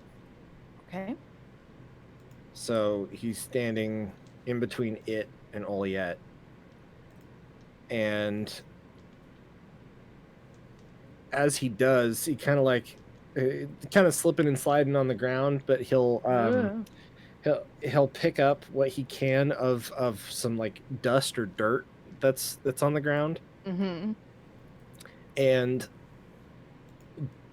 trickle it through his fingers and blow on it towards the ghost. And behind the ghost Huh? appears a 60-foot tall cone of dust that is swirling and whirling and Yes. like just this chaotic dust devil. Hell yeah. So Harland, you are covered in dust now. Oh god, yeah. Just a sheen of it over your body.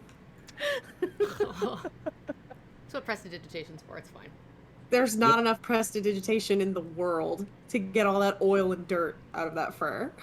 Oh god, that's gotta right. You're gotta furry. get some forgot. some Dawn dish soap. Over. It's over for us.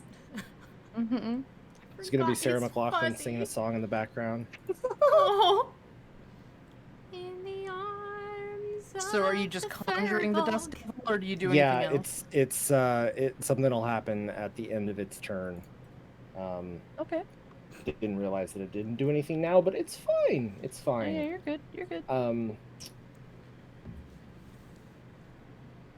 Yeah, that's Harlan's turn.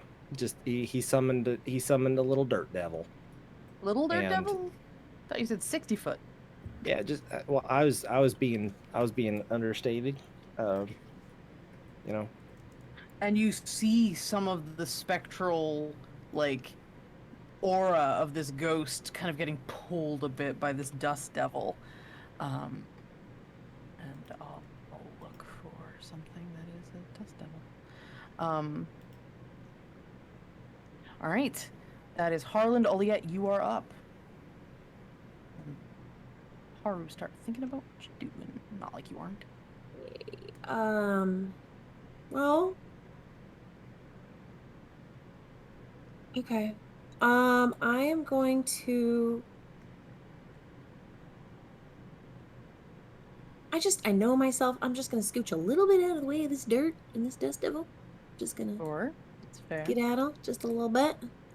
I want to move a Don't little mind bit the giant closer. cloud here. Don't mind the giant cloud. Eh, That's no. not how big I wanted it. That's not how big I wanted it. Okay, then I'll be right here. Yeah, What I'm size just gonna. creature is it, Harlan? I'm sorry. No, you're good.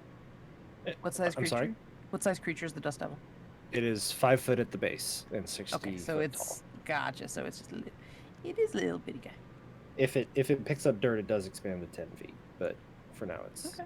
There is a lot of dirt here, Okay. so it does become a larger. Okay. So go ahead, Eliot. No, you're good. I'm going to, I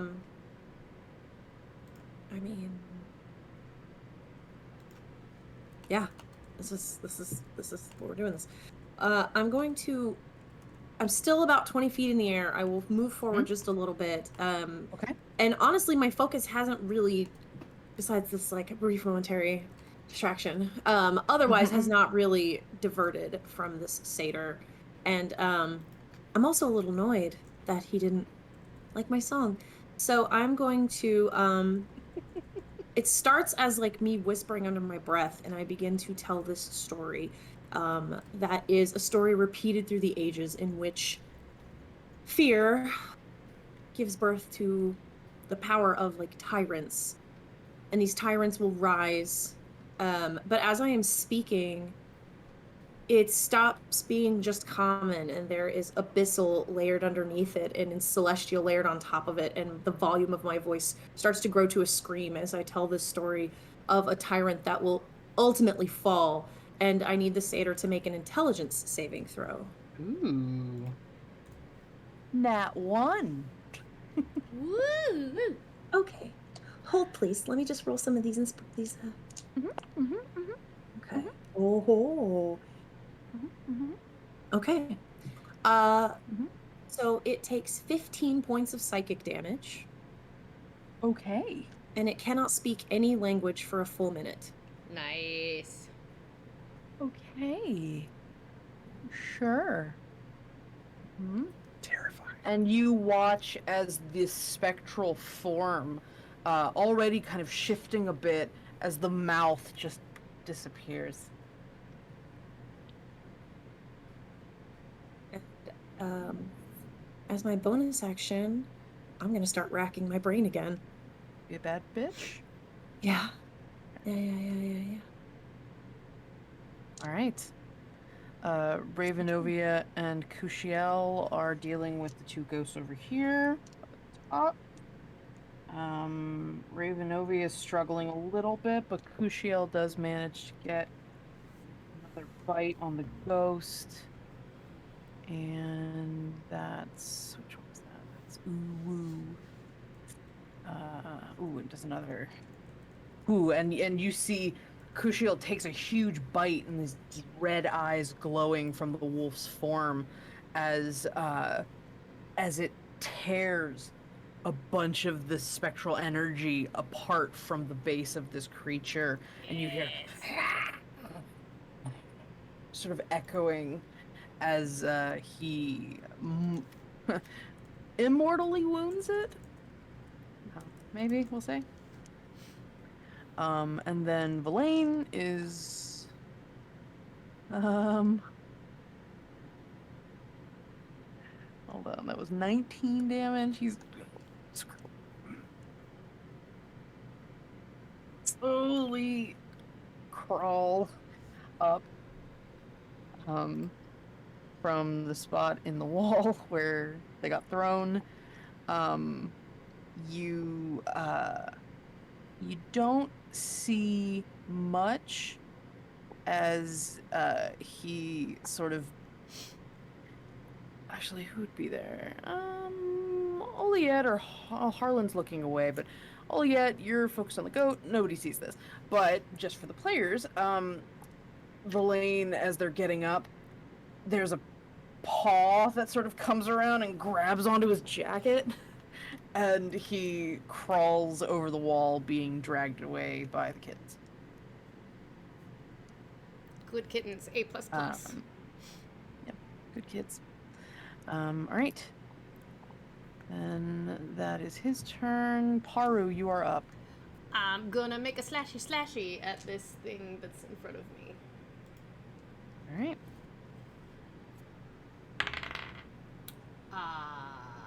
Does an 11 hit? That is the AC. Oh shit! I was not expecting it to actually do anything. 12 points of acid damage.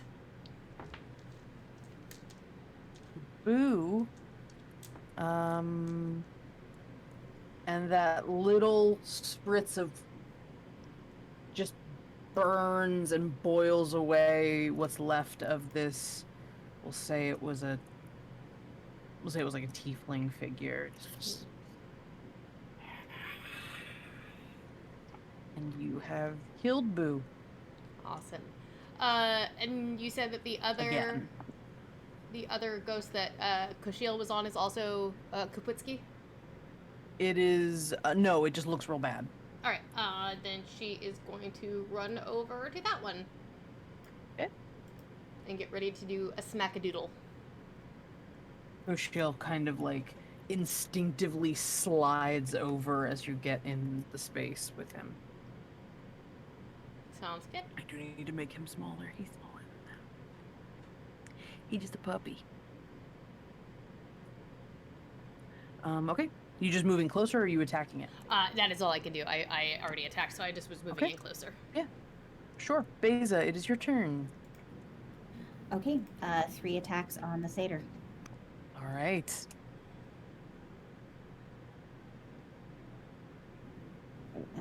24, 23, Jesus, my dice like me tonight, and 18.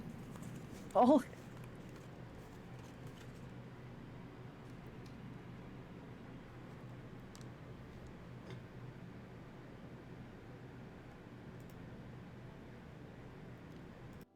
Holy shit, I rolled max on like 4 of my damage dice. 17 plus 34? Damage? Yeah.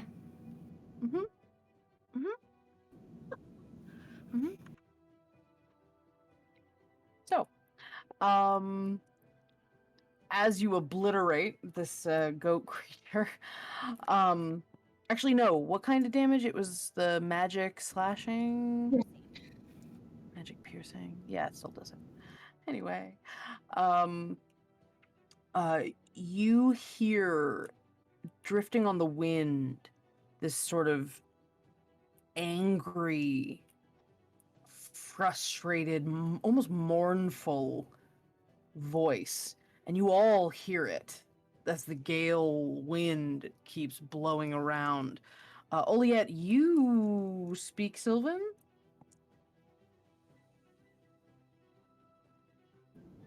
Beza No. speaks Sylvan. Beza speaks Sylvan. Then Beza, you would have been the one that noticed all the writing on the walls in the graveyard when you first came in. Beza, as you are kind of cleaving down the center of this thing with your sword, you hear it in Sylvan in this harsh, ghastly, just whisper of a voice. You hear, "Disturb my slumber. Destroy the door of my ancestors. And you kill and banish me now."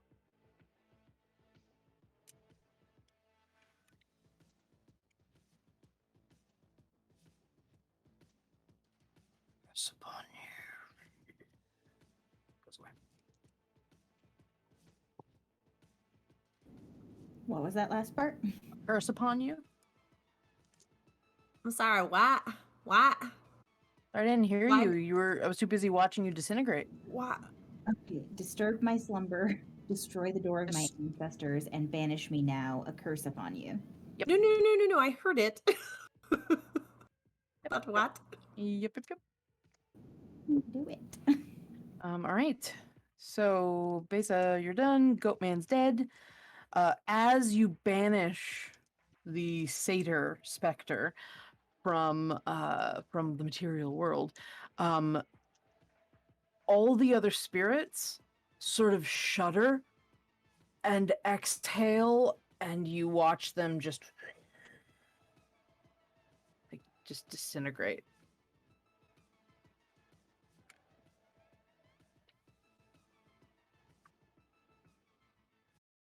Okay then. As Sholia, give me an Arcana check. Okay, Arcana. I can do that thing that you have requested. I'm sure Okay, 14. 14. I mean, based on that, what just happened, you suspect possibly that the satyr, the satyr creature might have summoned these ghosts, might have like pulled them or woken them from the dead. Mm-hmm. These all did appear to be what looked like townsfolk.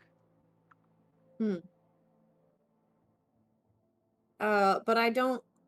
Oh, I didn't understand what they said, so never mind. Okay. No, you Alright. didn't understand, but Beza did. Okay.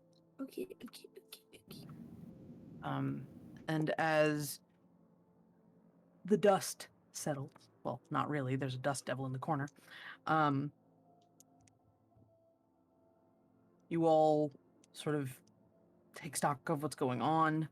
You see the slowly frizzing out, fading glow of the platform that was destroyed. There's little streaks of ink lining the cracks where it was broken. And the runes are sort of slowly dying.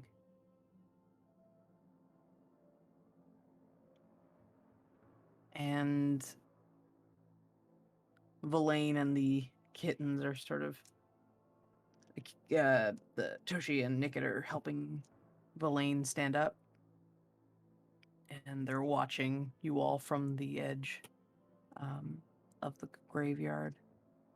Ravenovia heads over to Kushiel, kneels down a little bit. Kushiel sort of headbutts them a little bit. And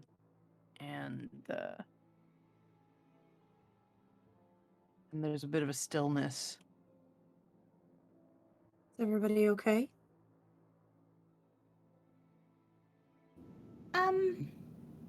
I didn't get hit very badly, but I might be cursed. Huh? That last thing it said in Sylvan, the wailing on the wind, it said, disturb my slumber, destroy the door of my ancestors, and banish me now. A curse upon you. Can anyone detect curses?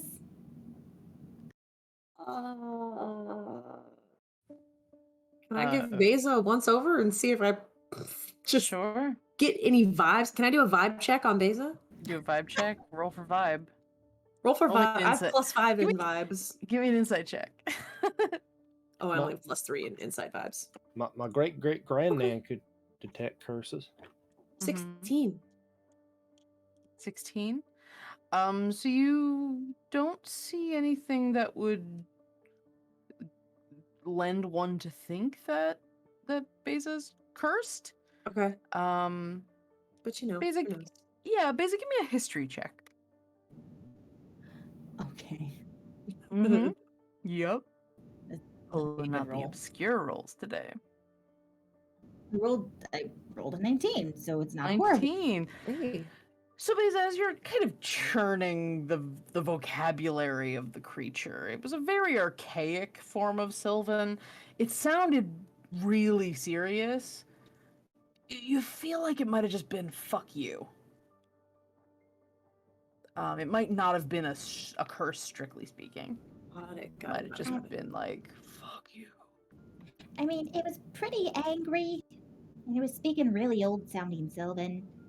It might have just been mad at me, which, to be honest, is not that fair, because I'm not the one that broke that stupid stone.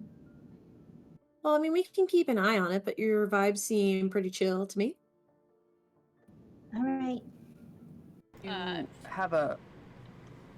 We can go out of combat now. Okay. So it died. fine? It is no more. Sorry, I had to step away. Beza fucked the goat man up, and when the goat man died, all the ghosts. Awesome. Awesome, awesome. Then we're back in our normal thing. You are.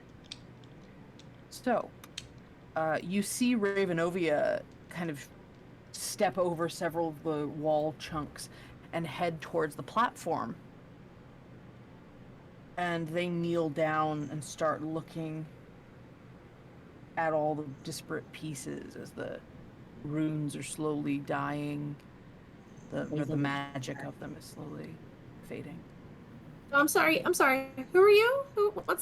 Sorry, huh? Oh, this is Ravenovia. They're super awesome. That's their dog, Cushiel, and they helped me track down the ghost and straight up murdered the bitch who summoned them, who was made of paper and ink, by the way. With words all over themselves. But yeah, Ravenovia just destroyed them like it was nothing. They're awesome. Your friend also almost died. You're welcome. Thank you. Yeah. Wait, so we're thanking you that our friend almost died? That she is not dead. She. Are you okay? Fine.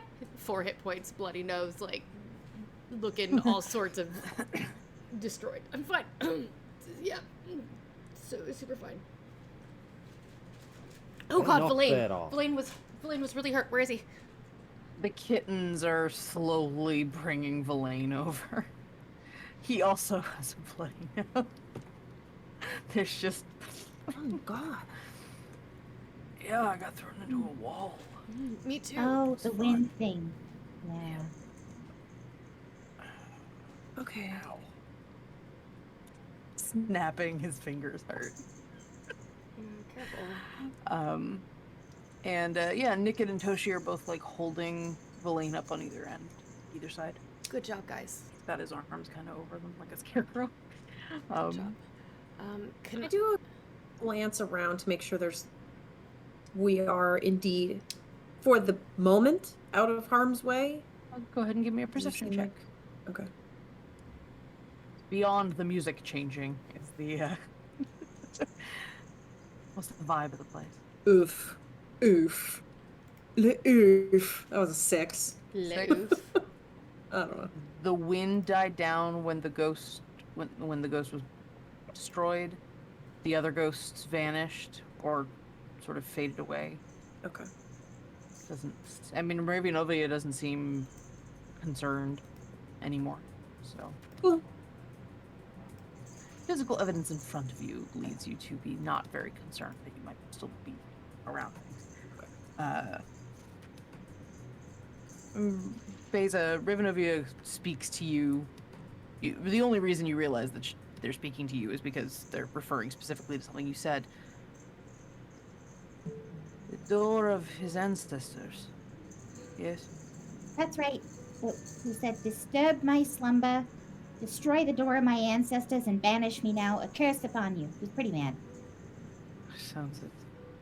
To be fair, I did stab him a lot, but, you know. This was a portal. Portal. Was.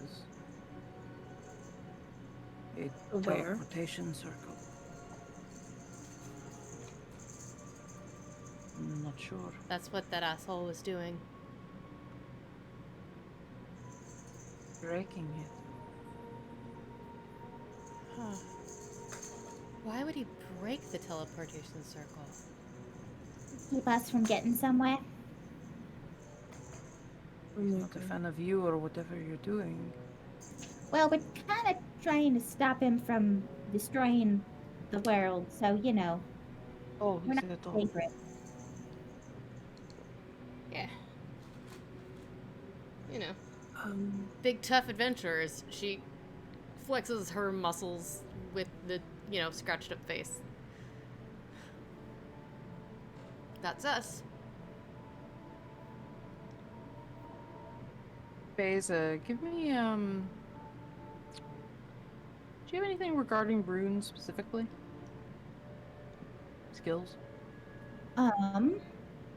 Otherwise, I'll give you advantage on something. I'll figure it out.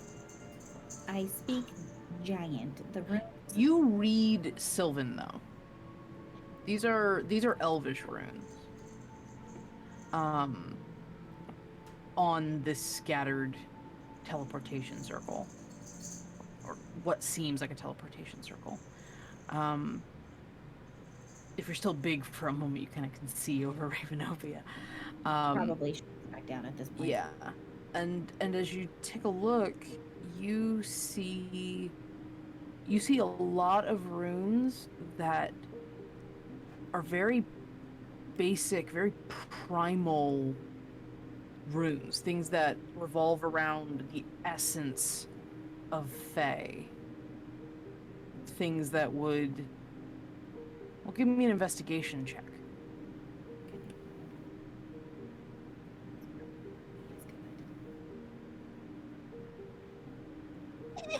11? 11? I was gonna say, if I see Beza starting to look around, Yeah. can I come down out of the sky and help? Absolutely. Go ahead and roll with advantage, as you're both kind of talking it out a little bit.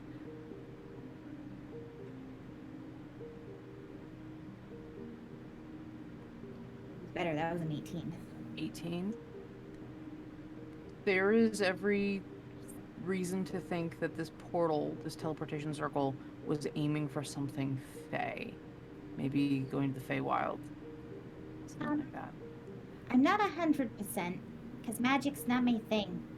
But these runes around the edge here that are all broken up now, a lot of them are runes that deal with things that are Fae, and like Fae worlds and Fae aspects. A couple of them look like they're talking about travel. It's really old, so the context is a little weird. But this might have been a teleportation circle to somewhere Fae. I want Maybe the Fae Wild. I want to get out my plain notebook, not the book, but just a regular Sure. notebook. and it's fine if it takes me a few minutes, but to the best of my ability, I want to try to copy some of this language down. Okay. If we want to look Sure. back on it later, so I just want to spend time, like if it looks like they've cracked in a way that I can piece them back together, like just so I can get the shape of each rune or what. I just want to get as much of this on paper as I can. Okay. Yeah, absolutely. You take your time. You copy down the runes. Beza can help a little bit too, because from pieces, she might be able to tell you what it's supposed to look like. So you can actually get a pretty substantial copy of what this teleportation circle might have been. You probably have to spend I'd say you probably spend about 20 minutes doing this. Okay. It'll take a little bit. Okay.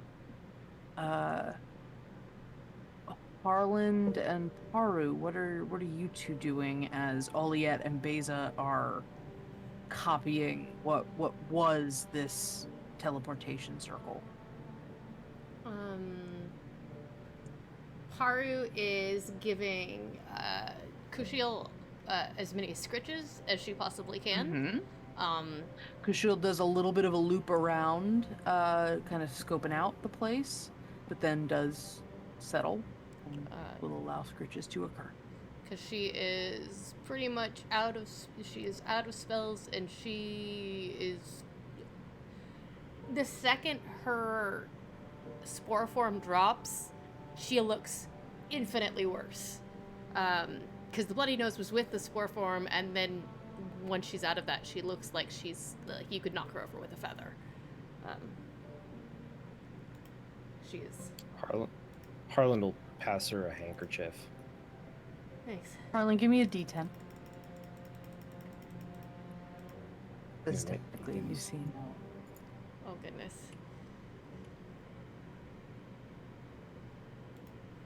A 10. Red or white? White. A waterfall of white wine. Just over you, and the handkerchief is soaked in Moscato. And I'm gonna get a sweet white wine at least. The problem is that it gets sticky. I will say, it doesn't say anywhere that the previous liquid goes away.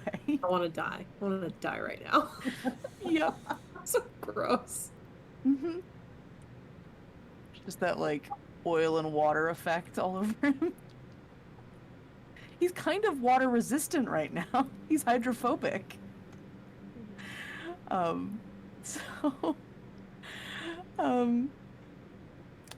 is going to sit down. That's fair. Hoshi's just staring at you. What did you do? Oh, existed. Oh, it doesn't happen to me when I exist. No, it seems to be pretty much a me thing. I've kind of gotten used to it by now. I don't know if I get used to that. I have that all up in my fur. That'd be terrible. That's what fine-tooth combs are made for. He sits down next to you and pulls out a comb.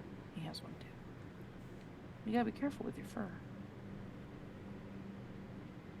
How about He tries to comb your arm a little bit.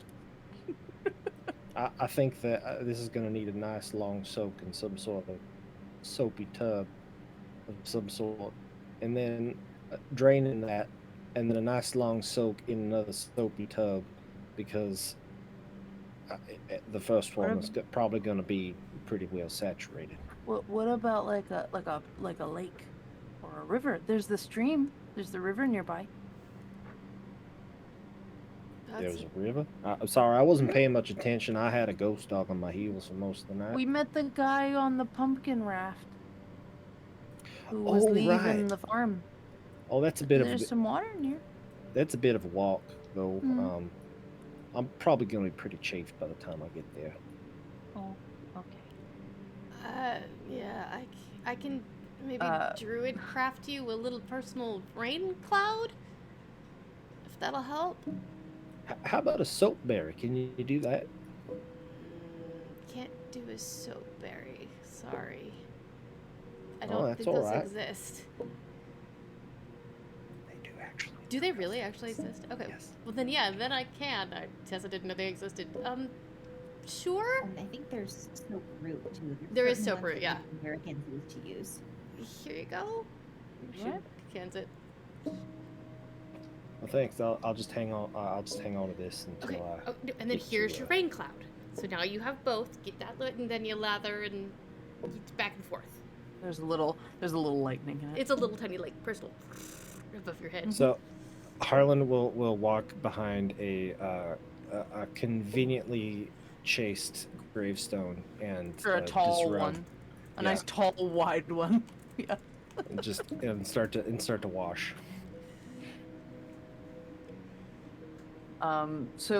So Ravenovia starts looking around as you guys are making copies of the stone.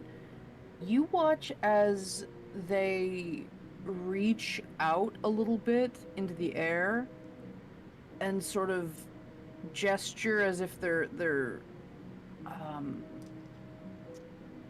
well, you're not quite sure what they're doing until you watch some of the ink on the rock kind of twist up a little bit and pull from the rock and sort of float towards their fingers. And they're kind of having it float above them, above their hand. Careful with that. He's a dangerous pixie asshole. Your adversary. And they let the ink kind of slowly float down back onto the rock. And you watch Ravenovia's eyes go from dark eyes to all black. And reaching into a shadow in the wall nearby, their hand almost encased by this sort of tendril of shadow darkness.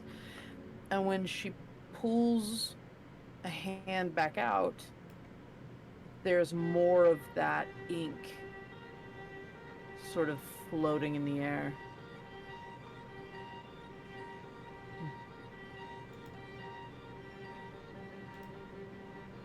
Your friend, say he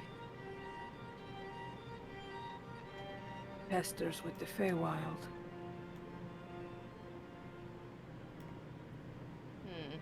He might be. Yeah, I don't like that. Seems that yes, Rona Macklin needs to be straighter. correcting on the lines. It seems that he may also be dealing in the other side of the coin. The other half of the mirror image of the material world. Shadowfell? They look at you, Oliette, with a little bit of a... I read a lot. What he does. Like She's a lot. very, very smart. Yes. I am well acquainted with the realm of shadow. Have you been there? I am from there, dear.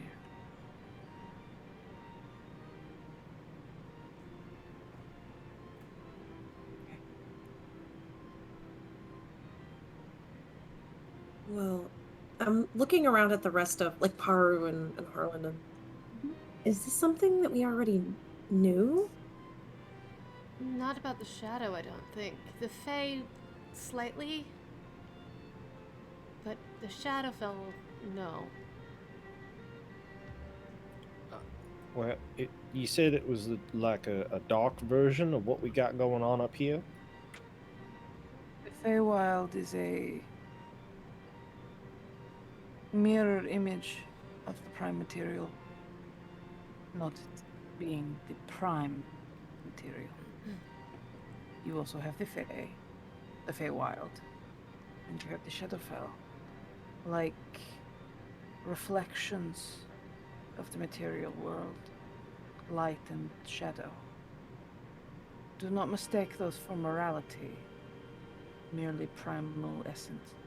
Yeah, no, it's like a moon dog. Moon dog. Yeah, yeah. You ever looked at the moon on a real cold night?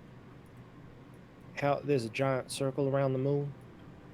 Well, like the prime material then be like the moon, and then the Feywild would be like the outside where it's bright, and then the Shadowfell would be like the dark inside, right? The moon dark. Okay, I thought you said dog, and then I was about to say, I Harlan, there are no also dogs thought- on the moon. No dogs allowed on the moon, Harland.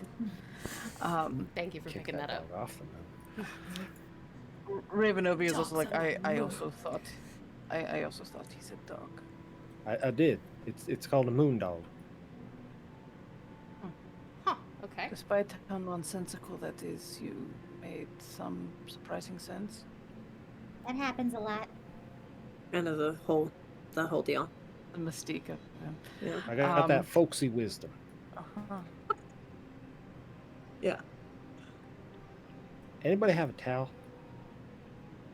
I did bring that sheet from Mammon's house. I dropped it on the ground, but there is a sheet. Oh, that'll work. Oh man. Okay. Okay, so my first proposition is that we get the fuck out of here.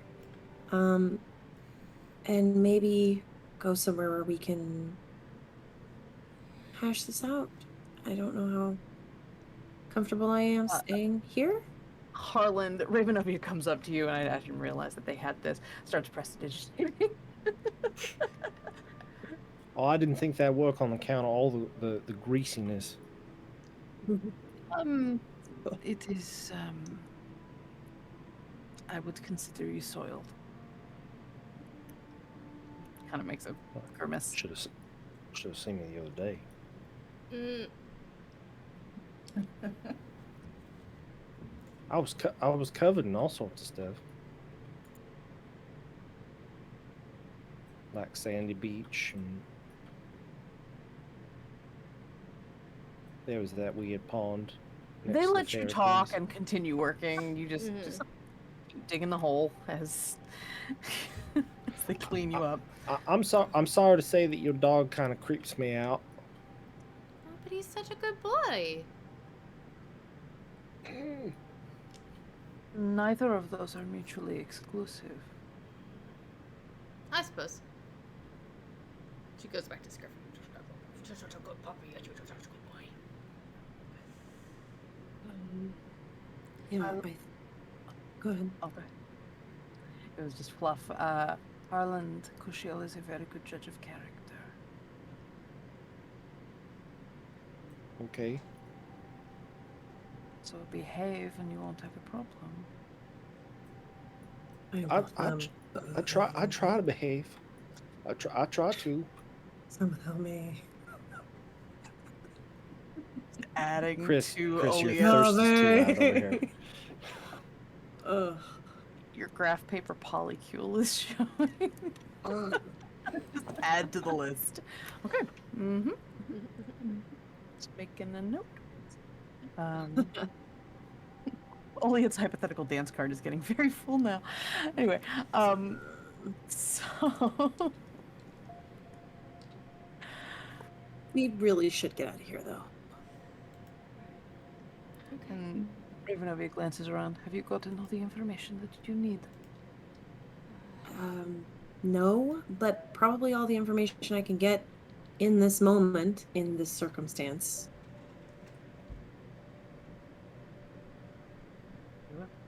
Oh, that was so severe and sudden. Getting on that chair or getting on that. Oh, Whew. Anyway. sorry. You guys can see. That's right. They can't The see. Goonies can button. see Daisy or Right. Button, but Gotcha. Anyway, don't worry about it, audience. There you go. there you go. There you go. So wait, how I did will you share. and Paru meet again? How did Oh, this at the happen? bar. Haru stuck her nose into Kushiel's personal space. And, Point of order. well, Button Paru's stuck his nose into yes. Shields' special space. the button Hmm. invaded Kushiel. You are very lucky that Kushiel was, let's say, tired from a long day of travel. Mm. You must be careful sicking your companion on strangers. That is true, but it helps that I can resummon him if something happens. He is sometimes too curious for his own good. And he's kind of snack sized. He is snack sized. He is real cute. Technically, I'm snack sized. I imagine to some, yeah. I mean, that's So what people do say you just- when you're a snack, right? That's what they mean?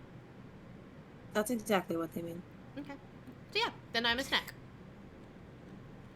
You just make a habit of going to graveyards with strangers? That's just like a thing you're into? Or like, walk me through this. I'm still trying to understand the A to B here. I'm uncertain that what I am into is worthy of discussion at the moment, but the going to graveyards, yes, very common. People tend to leave things here and not take care of them. And then you have, like what happened just now. Yeah. Underneath the stone, it's all broken up. Mhm. More stone, or is it dirt? It is a little more stone. You gather that there is there is grass and soil on top of what may be the floor of this building.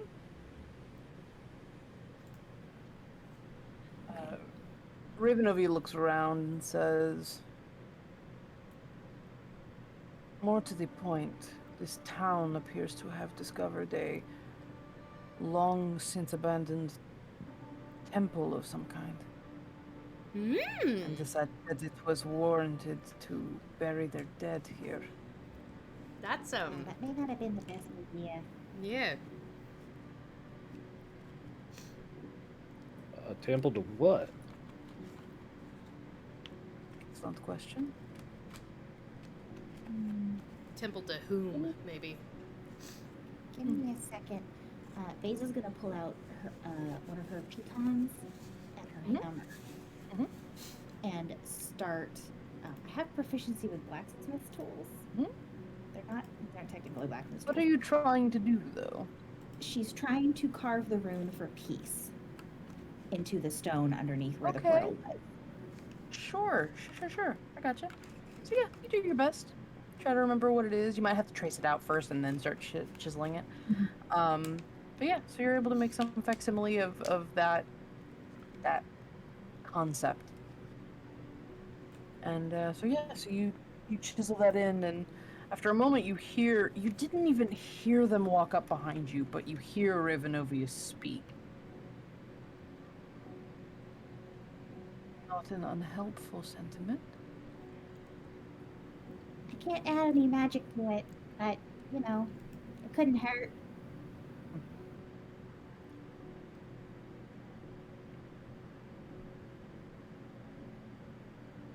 I'm almost done. It's a simple one. Paru's Simple gonna to go. write, perhaps. Not simple Sorry. to maintain.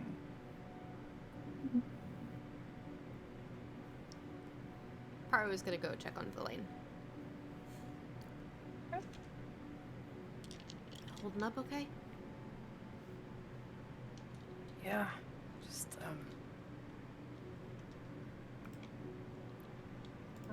I got a little.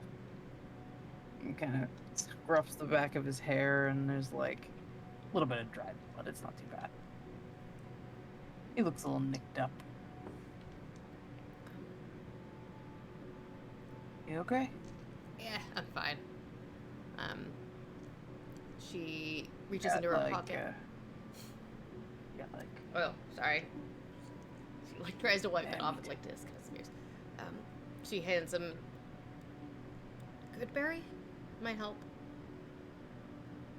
Yeah, sure. Thanks. Pops it. After Kind of sits there. to remember how much healing a good berry gives you.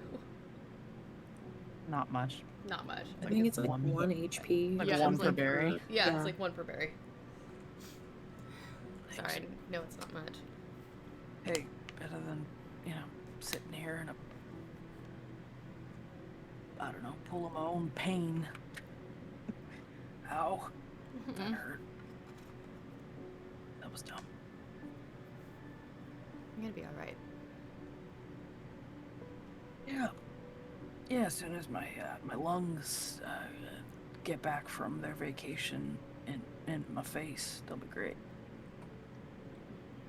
Still, she'll take her water skin out and a piece of cloth and weapon and start trying to like just gently get the dirt and the blood off his face. There we go. Will help. At least he won't feel so gross. Isn't there a hot magic person over there that could do that? Like you don't have to get your stuff all dirty. I mean, yeah, sure, I can call the hot magic person to do that. Sorry. And she'll step away. No, I didn't want to ruin your stuff. Oh, no, it's fine.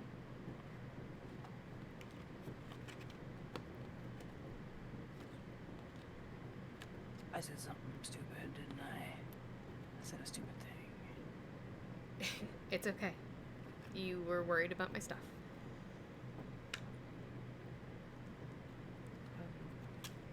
Yeah.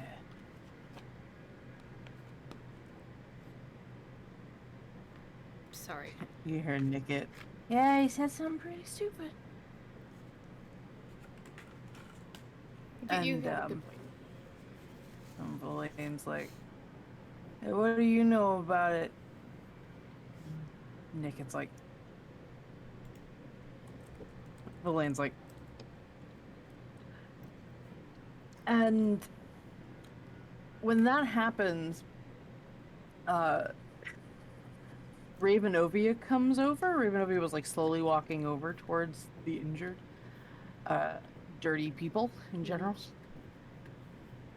And she looks at Valaine.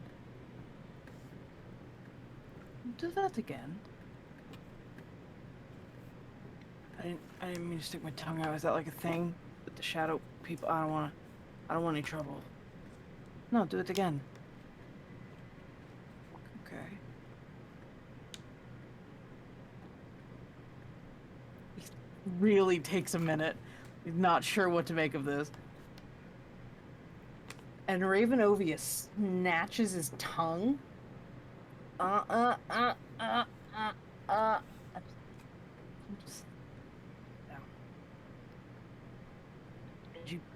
And she like kind of holds his jaw and holds his tongue out and is like looking inside his mouth.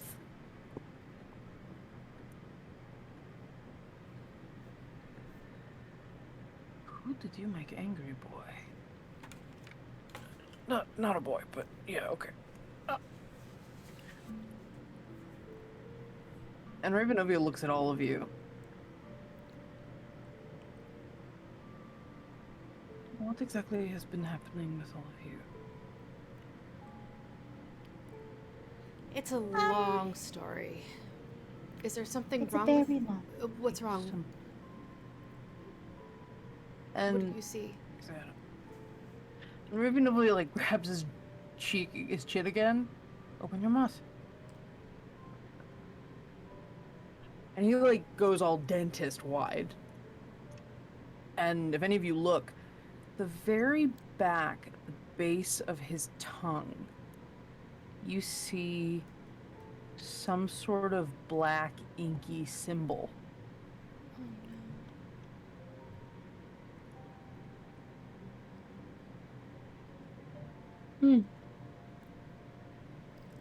Well, that tracks. You knew this had happened. Well, not the What is it? mark specifically. We don't have to talk. We don't have to talk about this. We don't have to talk. What As is- engaging as this scene is, you can let their face go. In Sylvan, mentally, Yeah. I'm like, I'm gonna talk to her and Sylvan for a minute. And then I switched to Sylvan. So, the thing is, we knew something was wrong, but if we talk about it and it triggers him to think about what caused it, it makes him start having problems like choking on water that comes out of nowhere. So, we'd rather not talk about it too much right in front of him because we don't want him to start choking and die.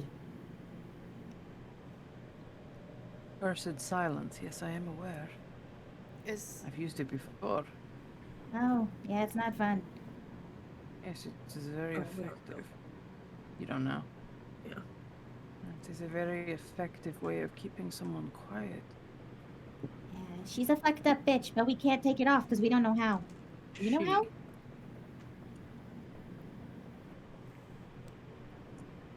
Well, we're pretty sure the person who put it on him was a she. It could have been a he. It's a little muddled. We're not entirely sure which one of them did it. Either way, they suck. Yes. You know how to take it off? Oh, I cannot. But it is possible. Someone who can... There are healers who specialize in curses. There are those who cast divine magics that could restore him to his previous state before the curse. I do not know such people on the island offhand, but you could ask. More importantly,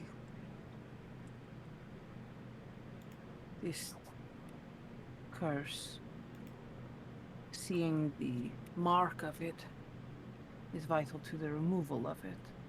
I suspect if you had tried and didn't know it existed, it would not have taken.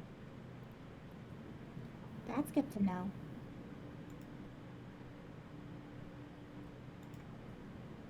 All right, thank you. You just gave us more information than we had about it, so that's really helpful. One has gone through a tremendous amount of trouble to keep this person silent. Yep. We're working on solutions, but we didn't know exactly what they'd done to him. Yes, a curse of silence. It is a geas of sorts. Specifically punishing those who attempt to break it. Not merely mental strain, but at least in the case of your friend, I would take it suffocation. Mm-hmm.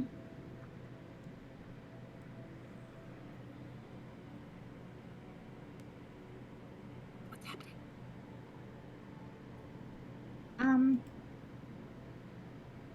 Your friend was Beza was bringing me up to speed. In a safe way. Therefore, I am understanding that we are not to speak of things. I am sorry for... And Ravenovia kind of like taps his chin, and there's like little tiny like nail marks. It's okay. It's okay.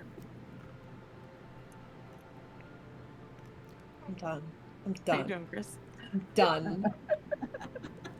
It's over for me. Huh? Uh-huh. Okay. could you dispel we should go. magic on it? Would that work? Not enough. No, something targeted, surgical. You need something of a higher level than merely removing magical effect. So like This was... like a tongue scrape.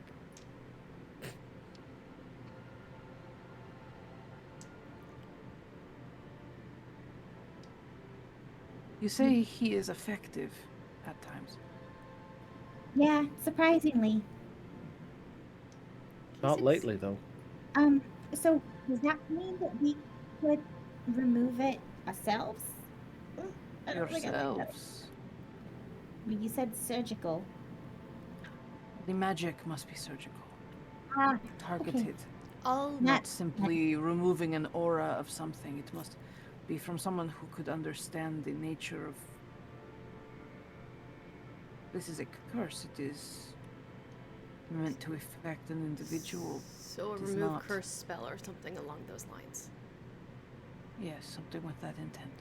I'll talk to Pinball, see what I can find.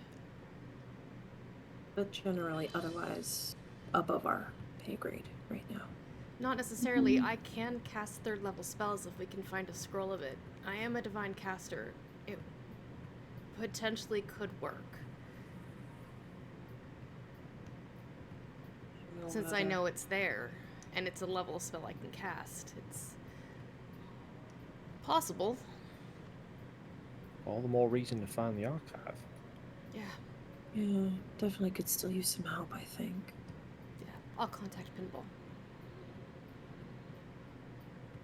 Thank you. If nothing else, Maybe. he might know where to find one. Yeah. I mean, honestly, with his, house, he could have one lying around somewhere.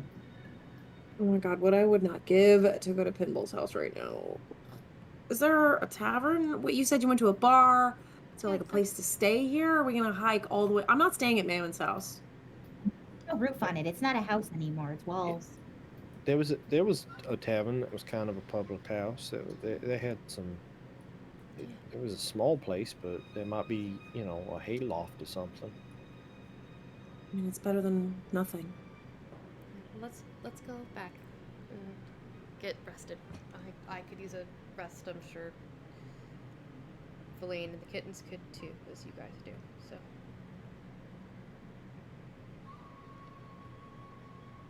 Yeah, I can use a rest. So are you gonna like hang out in this graveyard, or what's your deal? Now that the ghosts are gone, are you gonna bust somewhere else, or how does this work for you? I will continue on. I may stay for a few hours more, inspect, make sure that there is no more, well, determine whether or not the haunting is still occurring, or if banishing it as you did, nods to Beza, is enough to keep it from happening again. Oh shit, that wasn't even the pumpkin ghost. Oh, how do you know? Was it? Do you think? You said that there was a spirit that left this creature, Haru. mm-hmm. Sorry. Yeah. It And it came here. mm-hmm. I have a vague theory, not much evidence to go on, but I will continue looking around the area, see if I can solidify any information. Do you need or want company so you're not by yourself? I work best solitary, no offense. None taken. And you are better off commiserating with your companions to figure out your next steps. My hypothesis, though, is that the creation of a graveyard, a mortal graveyard no less, in the middle of something that seems to be connected to the Fae, very likely upset and disturbed any remnants of Fae spirits that would be here. Our Piper friend. It's entirely possible, yeah. But That would make sense. and such supernatural occurrences often do coincide with certain celestial events, so the full moon certainly would make sense.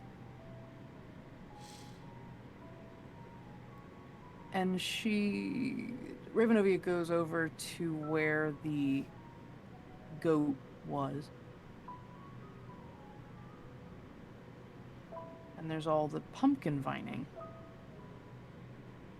Kind of lifts some of the vining up, shows the Mammon name on the tombstone. If you woke up after being disturbed from a slumber of who knows how many centuries, and this was the first thing you saw, do you not perhaps decide to have a vendetta against them? Makes Even if it was sense. ill conceived. Yeah, makes sense. I don't know about sense, but it could be correlated. I Well- can continue doing some investigation on the matter. But it does seem that for now, at least, the spirits are neutralized, if not at peace. Thank you, Revenovia. It's appreciated. Be wary of more of those ink creatures. Or Yeah, we are aware. at least the one that was there did not seem to have much consideration for his own survival. None Which of is- them do. It's a little odd, I guess, but I don't know. The more information we get, the less we know somehow. So Yeah, it gives us too many options. That's the way of dealing with an intelligent foe. I do not envy you. well, nice to meet you, I think. Thanks for saving Paru. That, yes.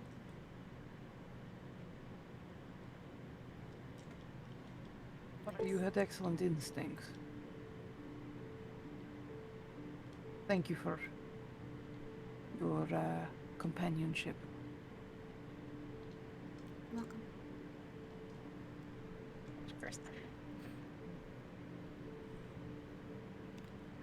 Let's get the kittens in bed. They're probably gonna fall asleep standing up.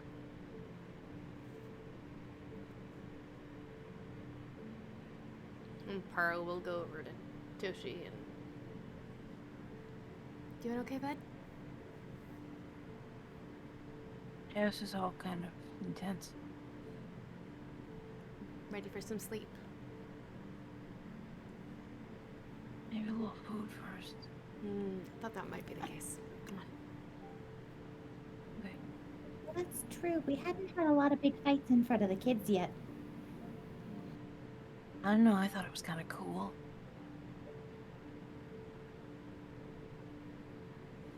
You know, especially that part where Blaine got smacked into a wall. Yeah, laugh it up, fuzzball. Nice. Fine.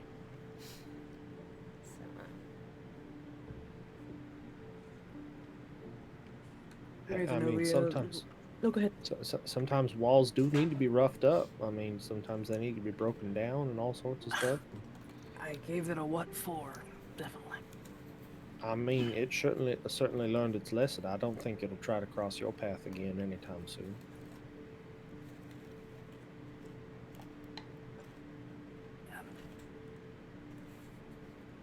I didn't think I might have had a concussion. I'd have something funny to add to that. Ravenovia watches you all kind of figuring out what you're gonna go do. Paro's gonna start walking with Toshi in the direction of the inn, figuring that that's the smartest course of action. She is not making eye contact with Villain.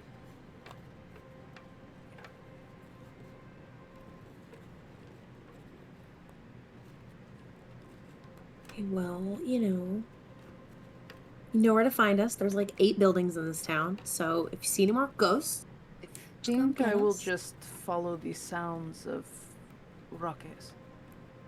what? We're so well behaved. What do you mean? You get the tiniest hint of a smirk from Ravenovia.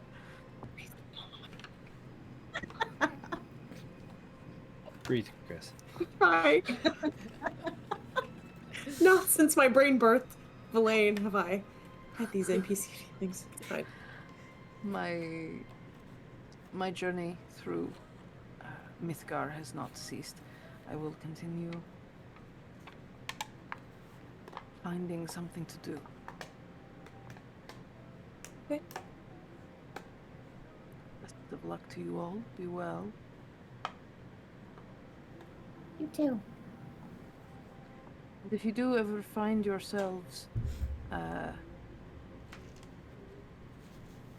curious if I am in the neighborhood, well, you'll have to learn that magic, won't you?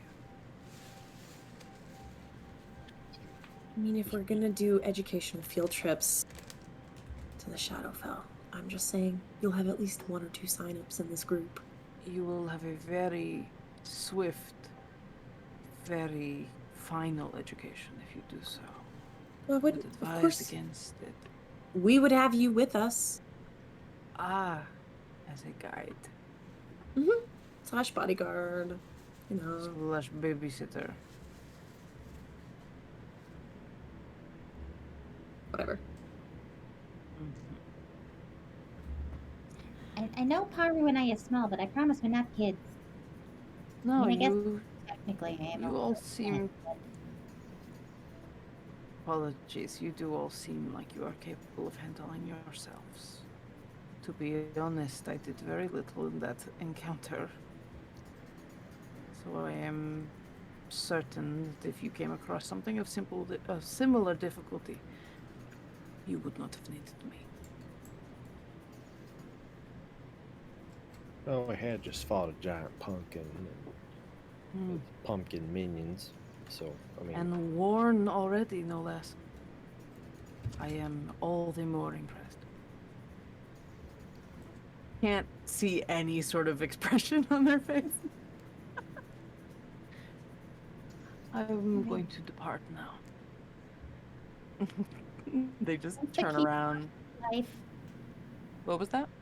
Thanks for keeping our friend alive.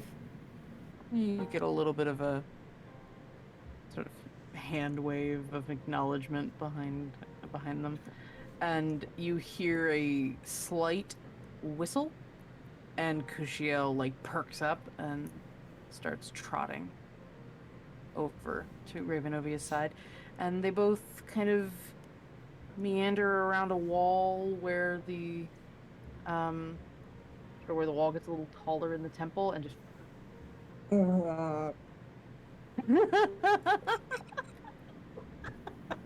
I'm trying so hard.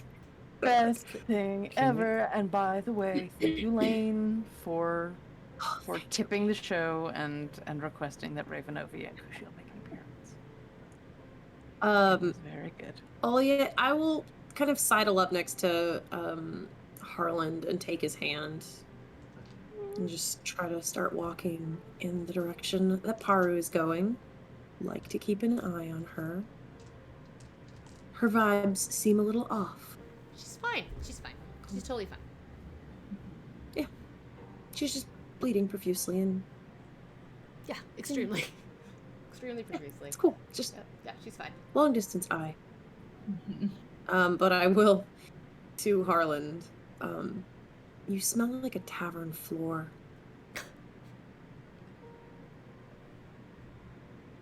well, I mean, the good kind of tavern floor, right? It's I don't, is that a Moondog reference? I don't. No, like Moondog, it's Harlan's band. just moondogging it. Christ, nope. Yeah, the good kind of tavern floor. You know, it's like covered in it's like cedar wood and covered in peanut shells and smells a little like turpentine. That's a good tavern floor.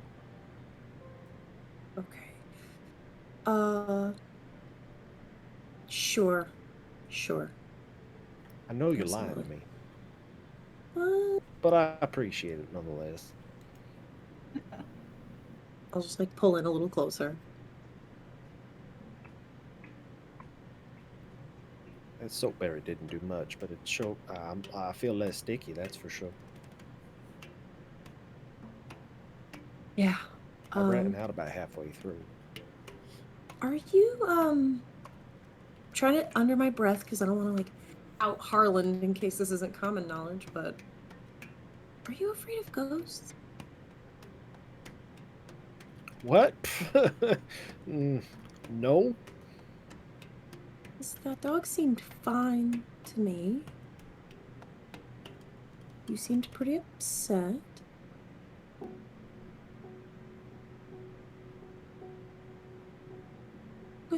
Okay. We don't have to talk about it. We don't have to talk about it. It's fine. Well, Everybody's got their thing.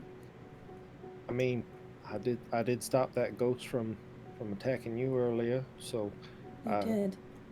I seem to have somewhat faced my fears. If that's, I did that. Oh, Yeah. why did I do that? Why did you do that?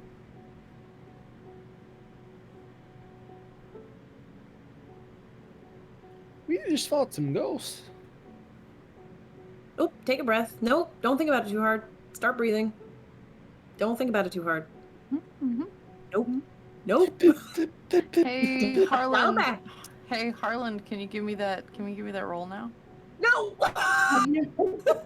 You're trying desperately to maintain your Oh, composure no. and Oh, failing. God. 70, 39. 70, 39. Amazing. Uh-oh. No. Is this the theme? Oh, Okay, no. give me a D30.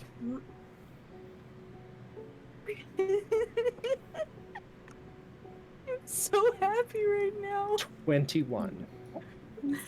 All of Harlan's clothes teleport 21 feet to the left.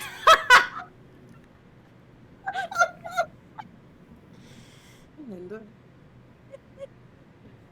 The universe just doesn't want Harlan clothed, apparently. Naked Harlan is the... Just doesn't want it to happen. Amazing.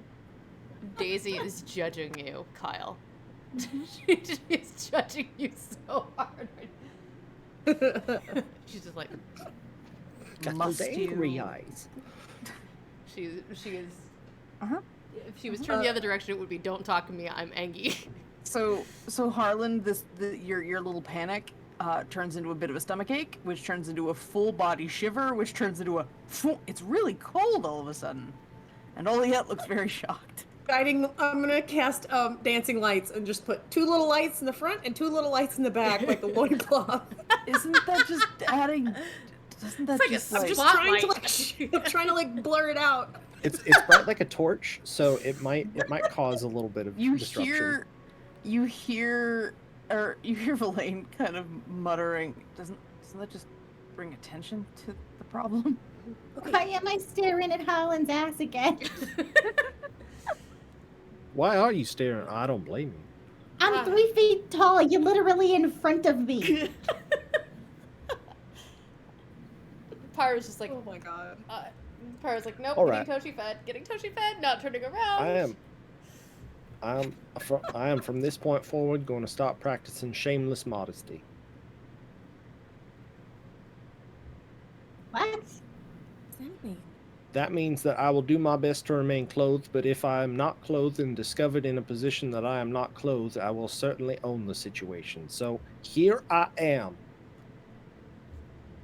Yeah, And your clothes are over there.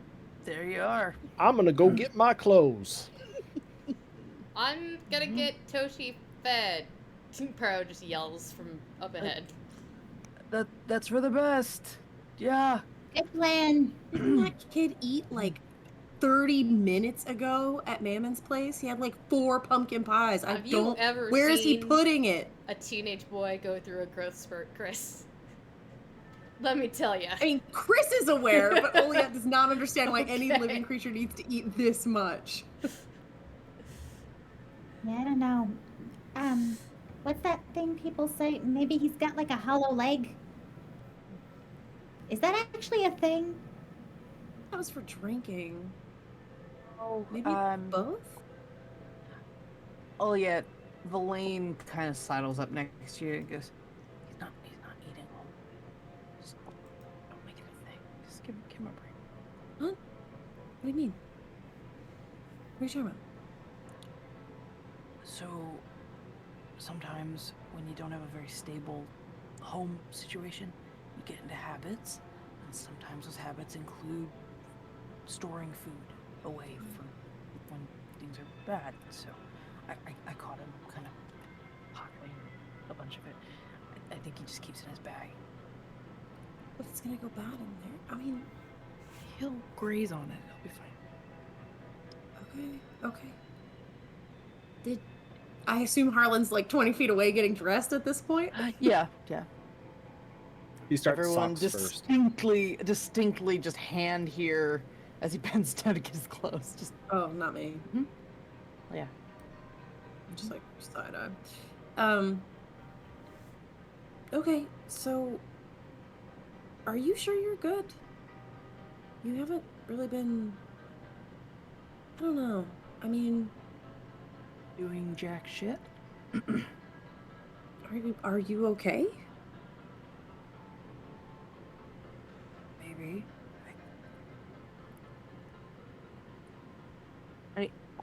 They seem to really honestly be thinking about it for the first time in a bit.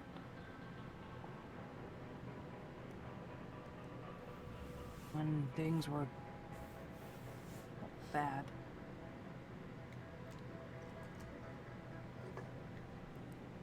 I don't think all the power I had was mine. I don't think I ever had to. I don't think I had to learn anything. I think I might be a few years behind y'all. Well, we're gonna have to get you caught up. Yeah. The next time we have a little bit of time, we're gonna have to put some work in because you can't. Get my ass handed to me every time we fight something. Yeah, I know. It's.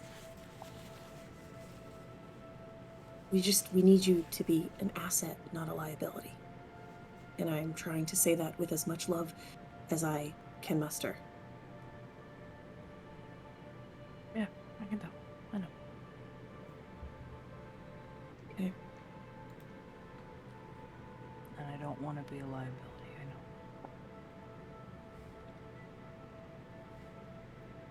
Great.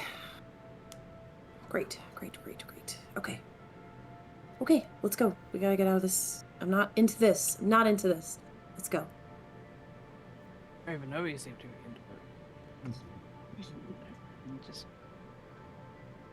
So you all start heading for tavern.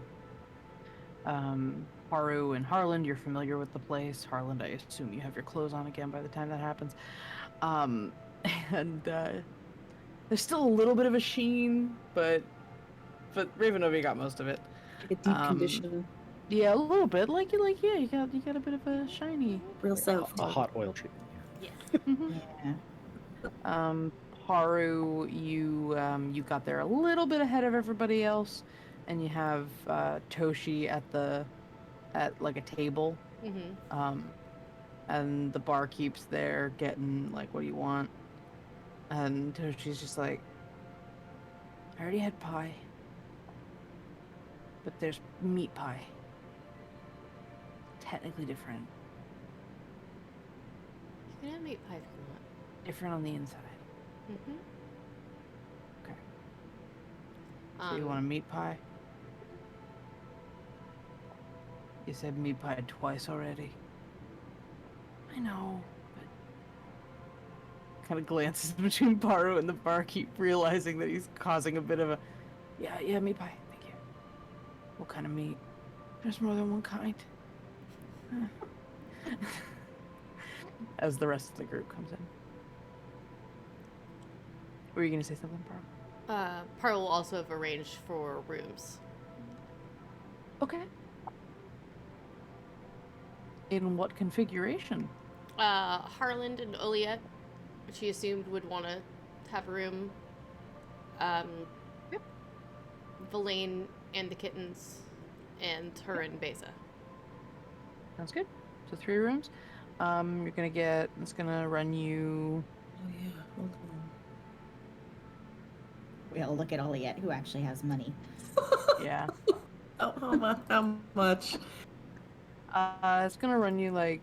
This is a small town. It's gonna run you like 5 gold for the 3 rooms.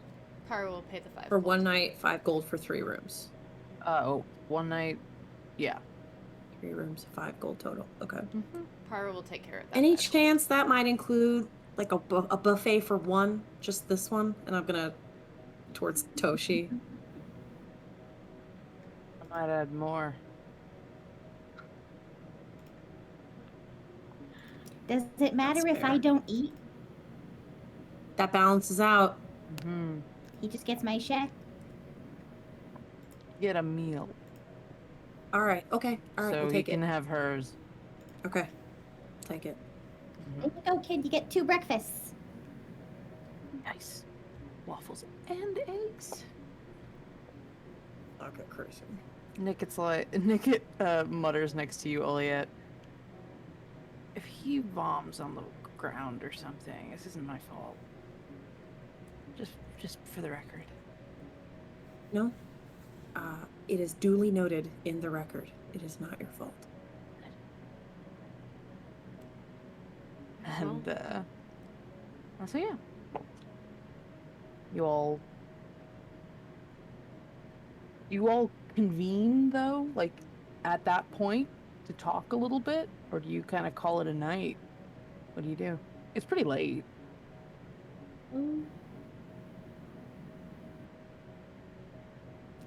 Should we talk in the morning? It's been a long day. That might be A better. couple of you look like you're about to fall over. Really good.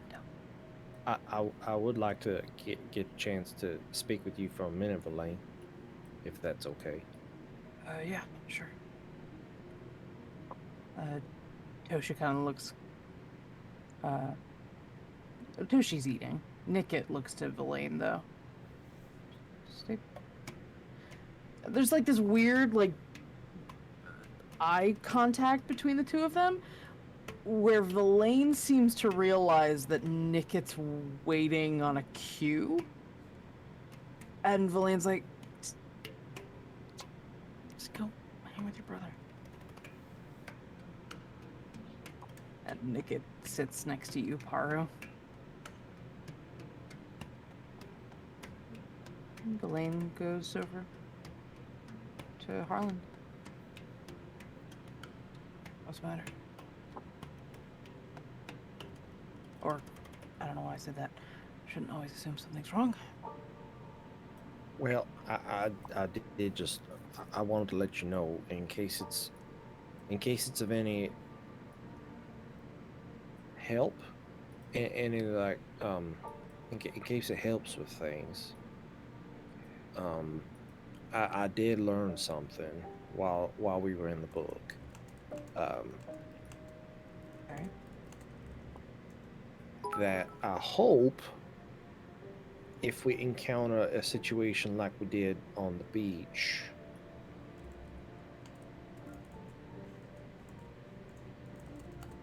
Yeah. that Yeah. that I might be able to help mitigate that.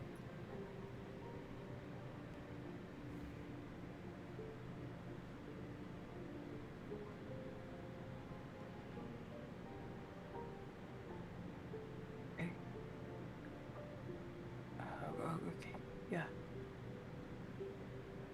So I don't know if you have like if we need like a code word or something that if you start to choke on seawater, you can just say like I think pillowcase or something.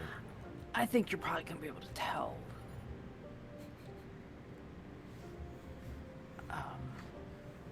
Sorry. Just it's just kind of weird talking about it out loud. Yeah, and I'm trying to be as circumstantial as possible. So close. Yeah, very close. You could tell Kyle couldn't quite get it wrong. I'm not used to playing low good try. characters. I'm sorry. Good try. It was a good try. Good try. Yeah, just know that if I got your back, and we all got your back. He nods, sort of quietly.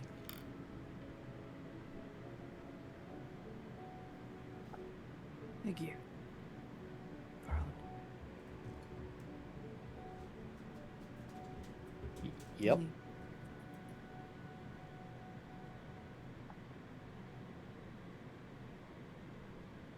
And you can tell that he's kind of trying to keep it together.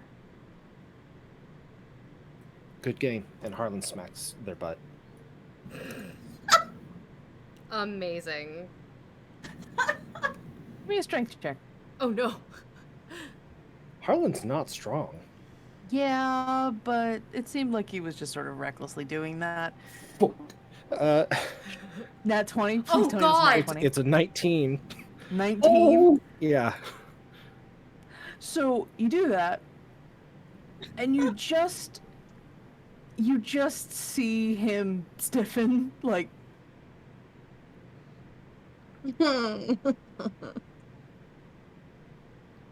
Wow. yeah, good game. Outwardly, Amazing. it looks like it hurt really bad. Inwardly, it's like, this better not awake anything. right. It's just like, don't act like you didn't like that line.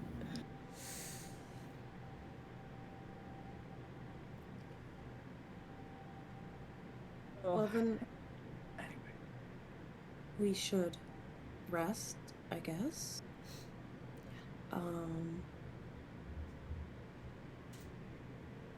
And then I don't know.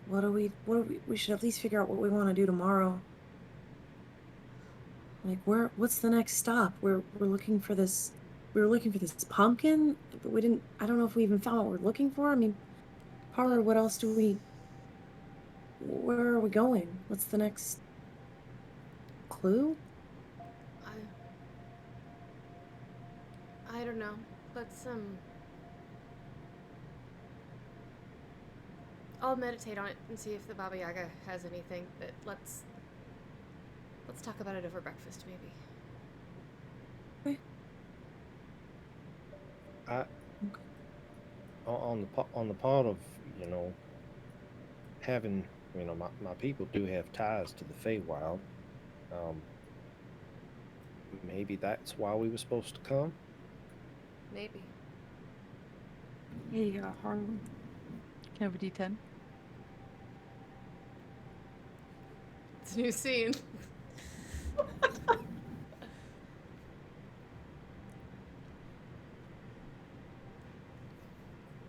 Seven. Fresh water. Hey! Hey, that's All of you get soaked. Oh, fuck. Bartender's like, what the fuck happened? Gets up, looks at everything. There's no explanation. God You damn should it. get that leak fixed. What kind of an establishment? Give me my money back. I'm not staying in a place that has holes in the roof. Give me a deception check. Deception or performance, whichever one you want to use. Harlan kind of like quirks an Performance. eyebrow and goes, I paid for the rooms. No, I paid for them. Either way, that's a 24. Uh-huh.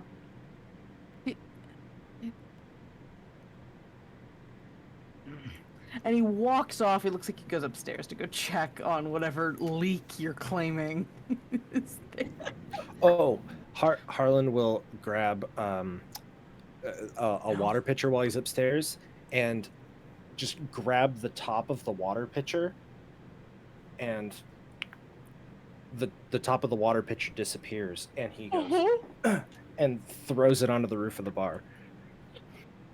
And a pitcher, 2 quarts of water fall again on the God, Harlan. Elaine just gets another. So, yeah, Harlan uses his new spell, Remove Hole. Oh my god. Amazing. All right. Amazing. I knew that putting that in Harlan's hands was a smart idea, and I'm very glad I did it. All right. So he looks down. You do make eye contact with the landlord. But where? Why is there a spout on the floor? It's the whole hole of the pitcher, like spout and everything. 'Cause Right. it's not quite a So circle. fun. It's like a circle with a little thing on it. And he looks utterly flabbergasted. You get half off your rooms. Doesn't understand what happened. So yeah, Oh, yeah. two gold 5 and silver. 5 silver. Fuck yeah. So you all head to rest.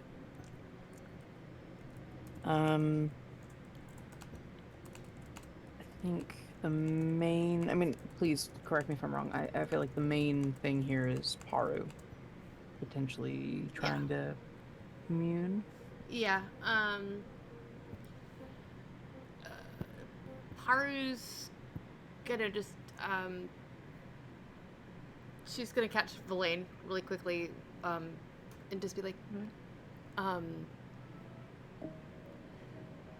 I realized I kind of put you on the spot earlier. You can you can forget. Let's just forget I said anything, and you don't have to worry about it, okay? It wasn't fair of me to say something like that.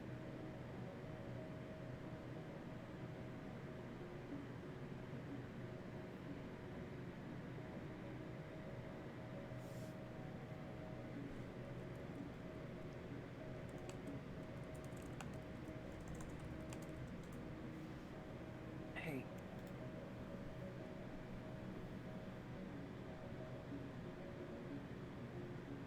He looks over where the kittens are.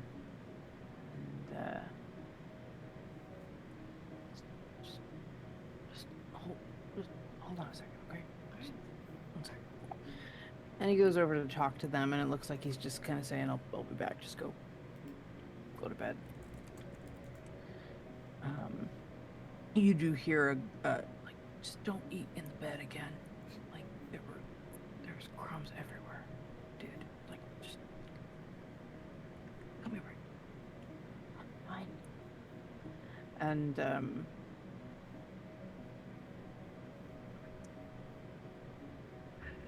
And sorry, Chris Peanut Gallery is killing me. And Verlaine comes back.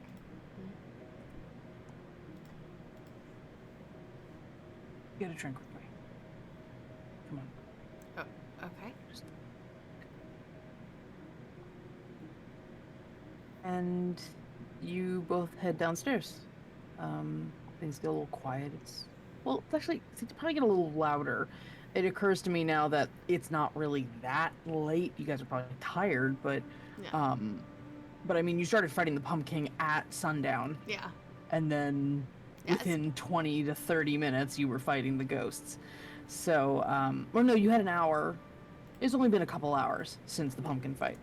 And so, Verlaine leads you downstairs. There's more hubbub. I mean, it seems like this is the tavern in town, so people are around.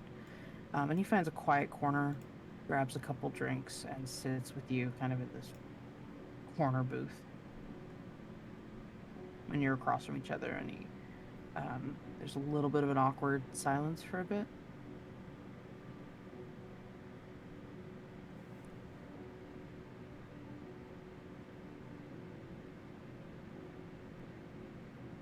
It would be really shitty of me to say that your feelings don't matter.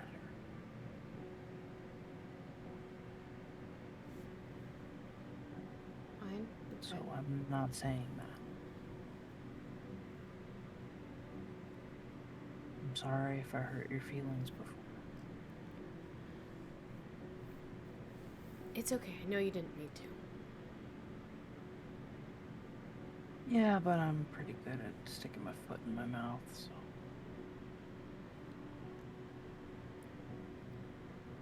So am I.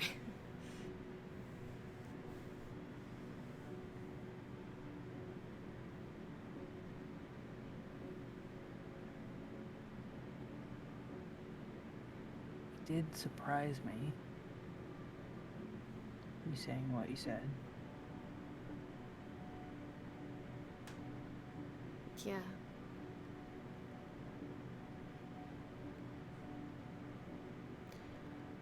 My timing could have been a lot better. And basically shoving that at you as we're, leaving was kind of a chicken shit thing to do.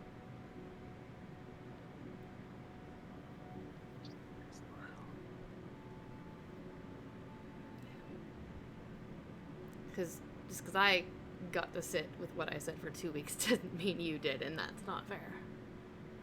Got to. I'm not sure who got the worst part of the deal there.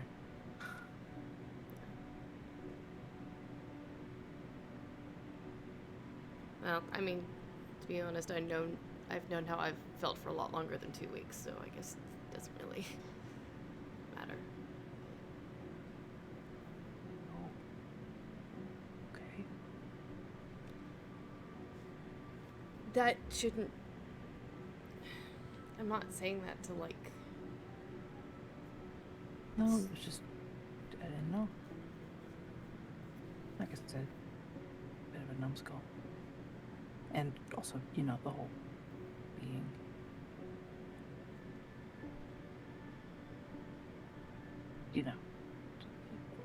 shadow, asshole thing. A little distracting.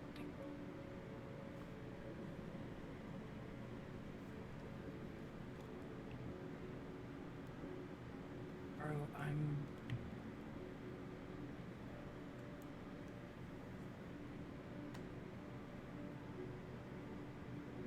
not ready to feel anything like that.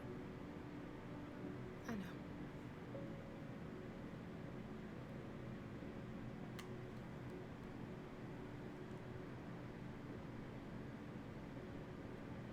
And that's okay. You're still my friend. That's not gonna change.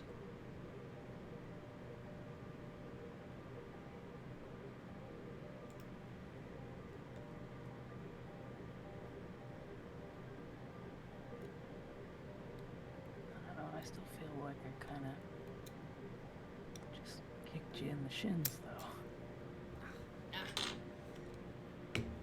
It's alright. You didn't kick me in the shins.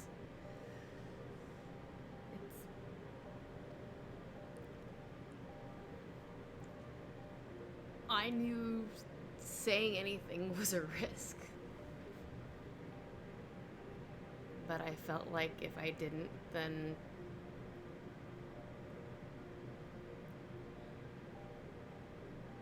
I might lose out on my chance to say it at all. So I guess you could say it was a calculated risk, but man, am I bad at math.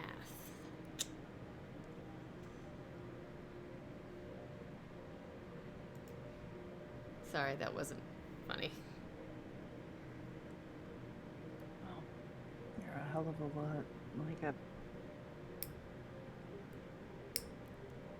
you got a hell of a lot nerve than I do.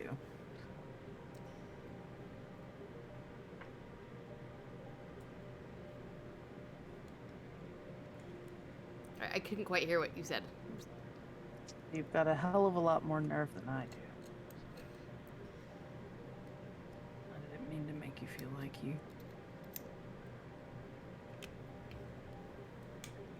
I don't know. I just feel like I did something wrong towards you. No. You didn't do anything wrong.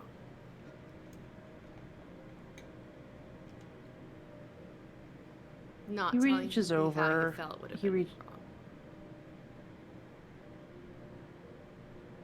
He reaches over and takes your hand.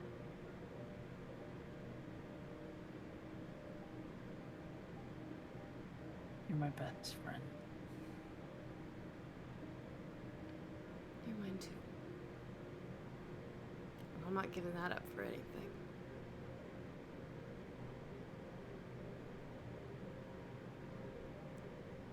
crime buddies?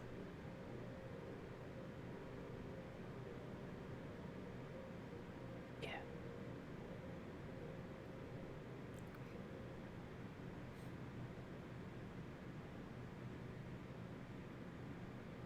Go get some sleep. You look like shit. I'm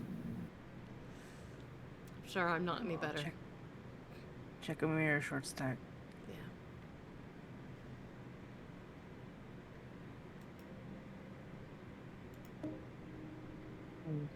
He downs the rest of the beer.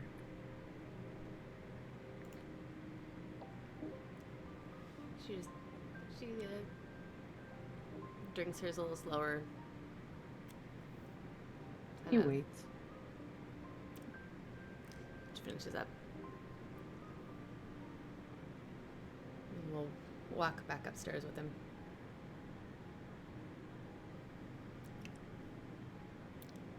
Get some sleep, okay?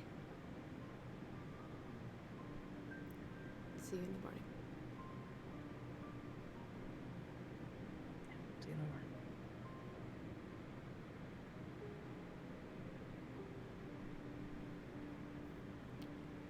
And she turns like she's gonna go into the room.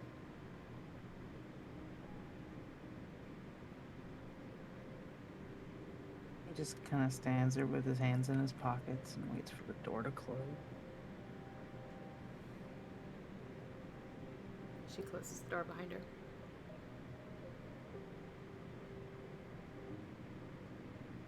Do a perception check.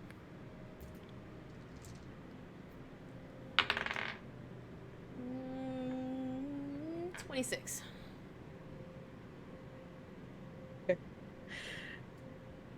You hear a tiny thunk against a wall.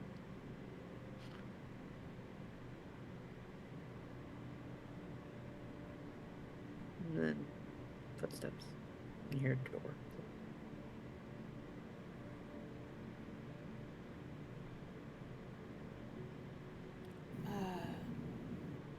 Beza, I'm gonna go up to the roof and do the Karakutty thing and see what I can find out. Okay? I'll All right. be back in a sec. Do you want a hug? No, I'm good. Honestly, I might get squished. You're kind of strong, and I'm not particularly. She's not strong. She's just dexterous. It's fine. All right. If you don't want to be alone later, we're both small enough we could share a bed. Thanks. Oh, Chris, your face is loud. I love you. I live for it. I live for the nonverbals. Be careful. I will. Thanks. And Paru. Be a hell of a way for Bro to go is falling off the roof. It's plausible right now. She still only has 4 hit points. God. She'll go up to the roof and sit. Okay. And just cry. Where nobody can hear. Until she just cried out. That way she can pretend everything's fine. And nobody has to know. And then she'll... Nobody needs to know. Exactly. Exactly. Anyway. Exactly. Nobody needs to know. Or give me another perception check. 25. No, I can't add. What's 16 plus 7? 23. There we go. 23. As you sit down and kind of let out all of that, you slowly kind of catch your breath again. Take some deep breaths and wipe out the blurry burning in your eyes. And it's still full moon out, so it's pretty bright. Even though you don't have dark vision, it's not too hard to see. Oh no, my dark vision's still going. It lasts for your 8 dark hours. vision's still going. Oh, well, there you go. I didn't know if it was concentration or not. No. Nope. So you see, you look out towards the graveyard, and you see a figure over near the temple, or the ruins. And for a second you think it's probably Ravenovia still trotting around. But you see a wisp of smoke coming up from the figure. Kind of small, sort of slips in a cape, big ears sticking outside of it. Hi, Keith. She just kind of whispers.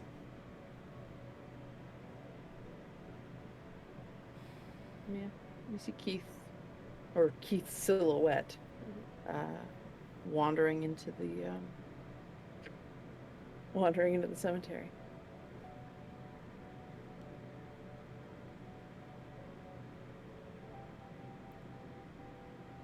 She keeps an eye on him, and while watching Keith, cuts the braid in her hair, trying to do her best to commune with her limited ability of what in the heck should we do now? Sure. Just trying to reach out for that one slim connection that she knows. Give me a percentile.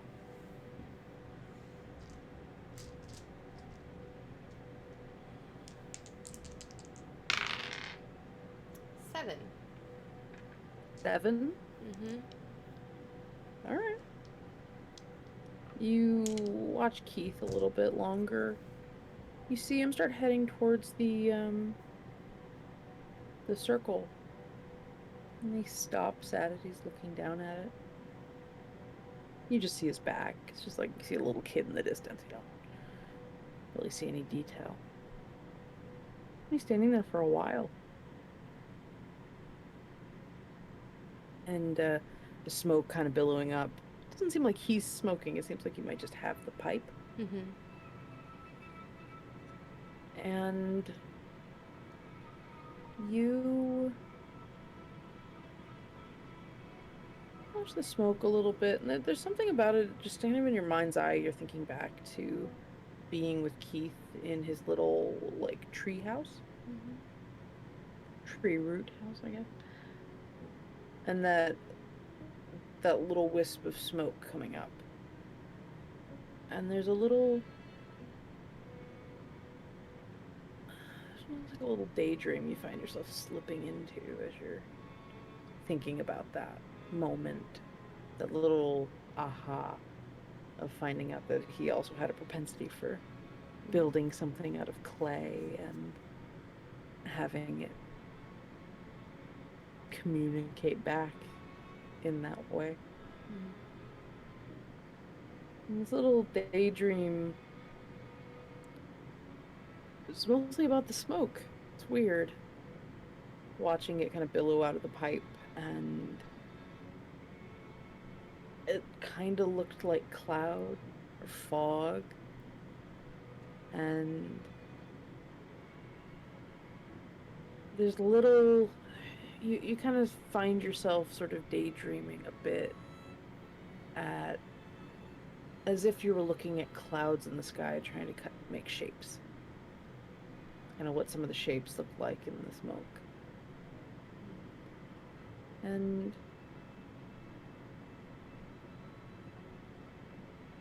then you just kind of see the smoke in your mind's eye.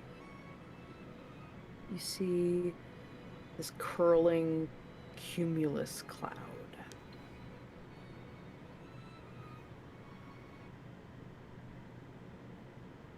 And you see branches kind of climb out of it.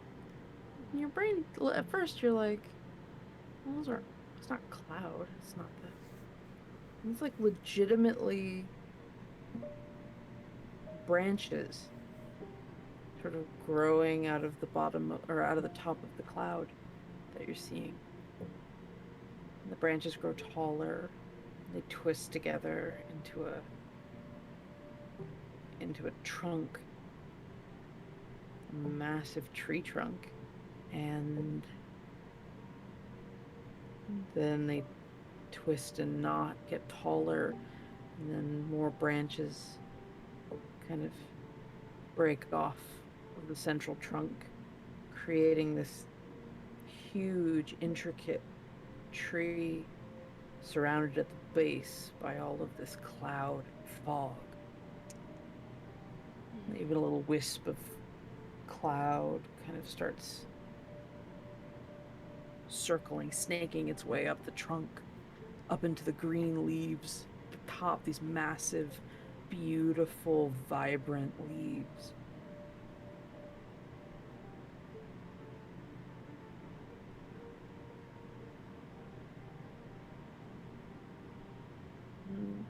There's a little bit of a stepping back from the moment, and you see being in the house with Keith, but you also see the clouds, and you also see the tree, and you see the drawings on the walls, all the goblins, the one of you,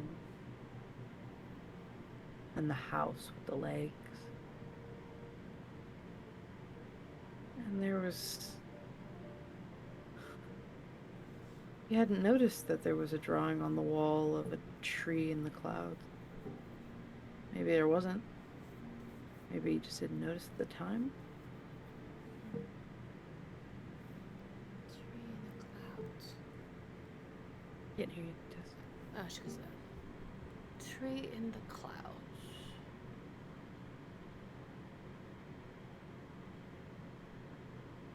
Does it ring a bell of anything that we've talked about or seen on the map? Yeah. There's a cold breeze blows the cloud away, and the tree and the room under the trees. And you're back on the roof.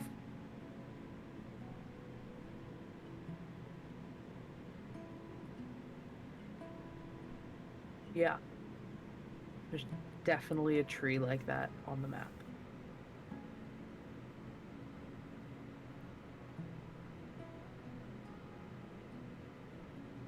Thank you. You look out to the graveyard and you don't see Keith anymore.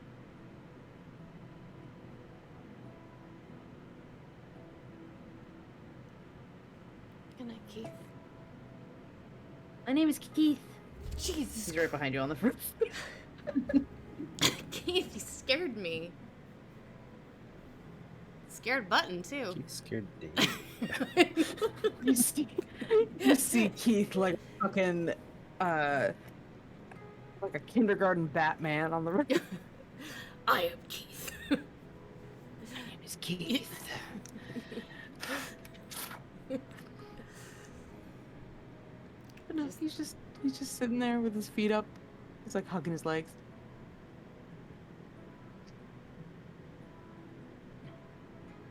She just kind of puts an arm around him and leans her head on his. I'm glad you're here.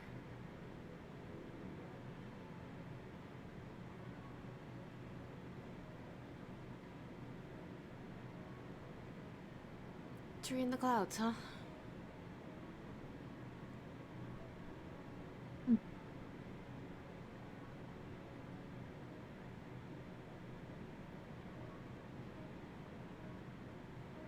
And Paro will just sit with him quietly and just kind of happy for that connection and sit there quietly. It's a pipe on his lap, and there's still smoke coming up. And he just kind of blows the smoke out over up the air in front of you both.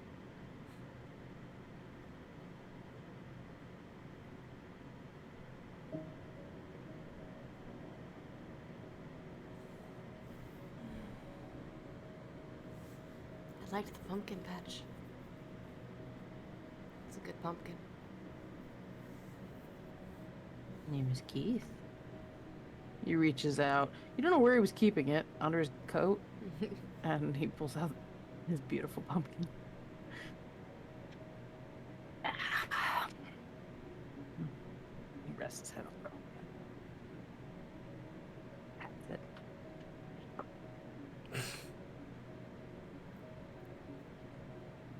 No, Kyle. Bad Kyle. No cookie for you. I'm not making you cookies next time you come up. There will be no chocolate. There is a chip point where you- roasts. There is a point where you start fading a little bit, Paru. Do you go to bed, or do you stay up there with Keith? I think she's not really ready to be with the group right now, so I think she stays up there with Keith and probably falls asleep up there.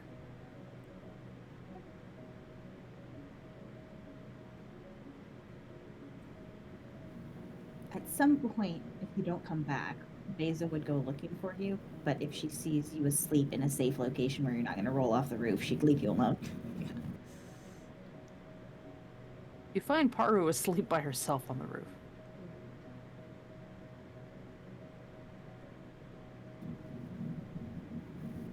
Put a blanket on her. As long as she's not somewhere she's going to roll off the roof.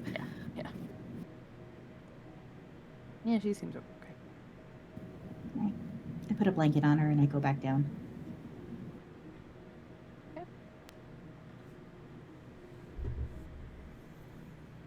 Morning comes. Or you wake up first. One, because there's like a bit of moisture all over you from morning dew, and also it's cold. And the sun. There's a lot of things, a lot of factors. And you wake up on the roof. It takes a second to kind of orient yourself. And eventually you realize you're on the roof. You kind of remember what happened last night. You remember the conversations that happened last night that were more than just, my name is Keith. And I get a whiff of breakfast food. Wafting, you realize you're near the chimney in the kitchen. Okay. And you see written on the chimney, my name is Keith. In like chalk, because of course this kid has chalk. Paru will, a little bit of chalk underneath, draw a little pipe with smoke coming out of it, and then a little heart, and then a little teacup with steam coming off of it. Oh my god. And then head downstairs.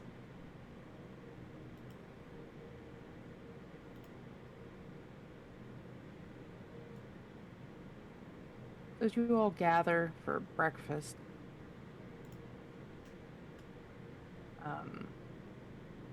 Paru, do you prompt? Do you prompt Valaine about the map? Yeah. Can I see the map again, please? Which one? Uh, Got the old hand-drawn one and the old one, and then the. What do you? Well, okay. Let me rewind. What are you looking for? giant tree. Tree. You mean like the big Yeah. one? Yeah. Yeah. And he pulls out both maps from his. They appear in his hand, and he rolls them out. And you take a look, and you see on the western side of the island a massive tree floating in clouds, drawn on both maps. That is where we're supposed to go next. Called Faegro.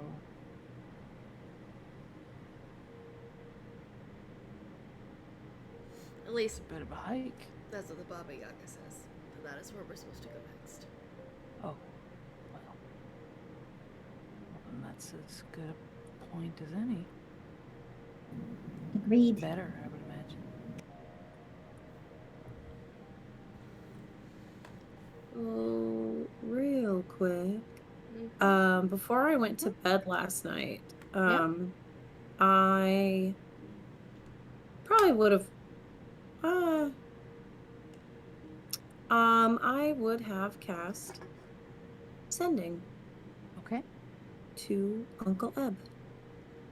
Okay. We don't necessarily have to do a whole thing, but I would have reached out to let him know that we're doing okay. Probably would have prefaced the first half of I can do it twice, so probably the first one would have been explaining that you're not hallucinating and everything's fine. And this is indeed you me. wouldn't even have to explain it was you. If the target is familiar with you, they instinctively know it is you speaking to them. Right. You can just say it's magic. I've never I know. Yeah. That's fine. So, That's fine. but just to let him know that we're okay, and that I miss him very much, and that, I'm exceedingly eager to see him because I hope bring good tidings eventually.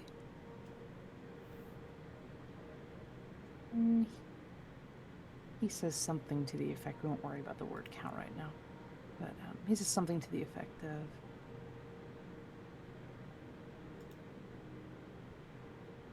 "My heart is lighter knowing that you're safe."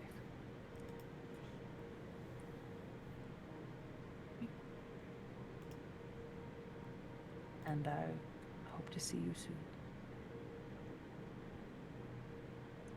Also, Jacqueline better not be parking in my spot. I'll cut a bitch. I'm just kidding. But yes, that's all I was going to retcon, just real briefly. Yeah, no, that's lovely. So, you all take a look at this part of the map. They grow, and it's interesting. On the older map, it looks like they placed it considerably further south than on the other map, kind of implying it might move.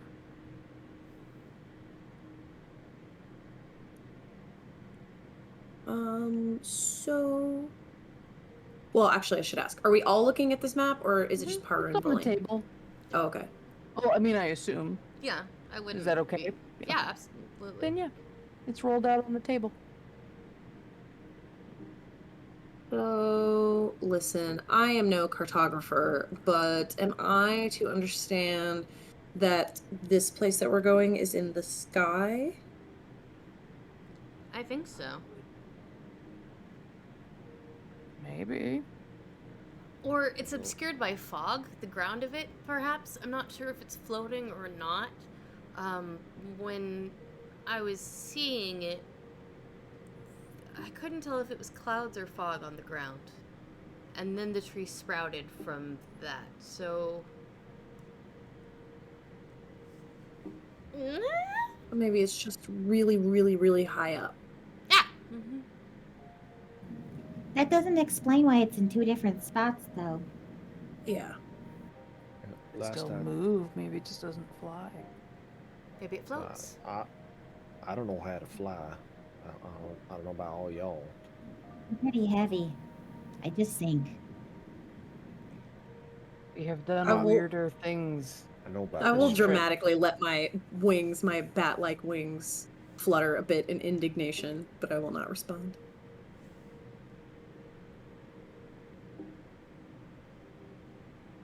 Okay, well, great. So now we just gotta figure out how to get an entire group of people into the air. Theoretically. Why don't we Why find don't we it just get first? there first? You and Wait a minute. You and Villain both like, we need to get to the tree first, and then we'll figure out if there's something to do. Okay. No. I'm gonna mull on this for a minute. Yeah. Well, what? You don't want to enlighten us? It's only a half-baked idea. I'd prefer for it to be fully baked before I put it on the table. I'm Do pretty still sure have you just brownies. prefer to be fully baked at Oh all my times. god, I wish. You don't think they have any of those in this town, do they? They've got to. I mean, what else is there to do out here? You know what I mean? I mean, this is an incredibly fertile area. I'm sure things grow exponentially well out here. Verlaine like leans forward at the table, like, you guys. I mean, you saw the gourds in Mammon's house, right? Like, you saw the ones he carved, Oh my right? god, do you think it's like a hide-a-gourd, like a kind of a No, I think- hollow book I think- situation? He's implying that he made a bong out of a pumpkin. That is what he's implying. If I had known that, we would have stayed at Mammon's house. Uh-huh. I mean, so, that guy was very uptight. I'm sure that he needed to, like, relax. So, and so you all, some of the tension kind of lessens a little. Oliet, And So you she has have, breakfast. Oliet, my dear darling Oliet. I make mushroom spores sprout. What would you like? I mean, is there a menu or like? I mean, I could probably come up with one. Is that Elaine's reaction or is it Angela's reaction? no, it is Angela. It's Angela and a palmetto bug. It's fine. Oh no! Oh, no. It's fine. It's Florida. What are you gonna do? It's fine. Move. Look at it later. I don't know where it went. Oh, nope, no. nope, nope. Mm-hmm. No, So no, no, no, anyway. no. I've rescued 5 honeybees in the last 4 days from my house, so I understand. I have no idea how they're getting in. So anyway, We can work out a You, menu. We can work out a menu. I literally make so plants sprout from nothing. Oliet and Paru have their little discussion, and the rest of you discuss the fact that you do kind of have a new course charted for you off of Mythgar. I was gonna just to clarify. This will mean, based on this map, This we is are going on to the have to go main back. island. This is going on the main island. So we might theoretically get a chance to pass. Well, we might not get to pass through town, given how hard it was to get out. I don't know that we want to. Yeah, that is a fair. I think that is a fair assumption. Okay. We might need to go around, which means. Ooh. Guess What I'm if, hunting for dinner. what if the tree actually is flying, and then we can just get really long ropes? Maybe. I mean, there are stones that have a lot of magic that can do things like that. Map also doesn't indicate how quickly it's moving. What if we just wait here and it just picks us up? You all wait. Forever. Whatever comes. We're like in our 70s. It finally Yeah. floats this way. It's about time. Yep. Harlan is still a spring chicken at that point. Yeah, I'm near death. So we will Part of it's fade alright. from that as you're all discussing what this could mean, and we will pick this up next time on Shenanigoons Book of Fables. All right, everybody. Thank you so much for joining us for tonight. Yes. We will continue with chapter 31 next week. And that will be week 2 of our Kickstarter. Please, please, please, if you haven't taken a look and you think you might like some Dragon Egg Pride pins. We are Please check it out. $70 away from unlocking the glitter rainbow pins. Mm-hmm. Mm-hmm. $70 away from our 3rd stretch goal on day Cool. 1, and that is So we're- ridiculous, y'all. So thank you. Yeah, we are gonna have to have discussions internally about what Mhm. we do for the rest of the month. Yes, our team name is now the Snack Pack. I love it. I Uh-huh. love it. I believe that needs to be 2 C's in both of those. Yes. This At least 2. All right. Paru is, I Well. have determined that I am a snack. It is just that nobody is hungry. And then Harlan's sister, I'm fucking starving. Well, get your ass out here. Right? I'm like, you had an invite, but you left that shit all the way back on the farm.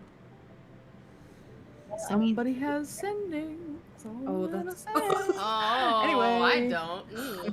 Wingman for life. Am I Wingman angling for that? life. Anyway, I'm So- here for it. you got a long trip back. Yeah. Arabeth, something terrible has happened to Harlan. Paro wants to tell you about it.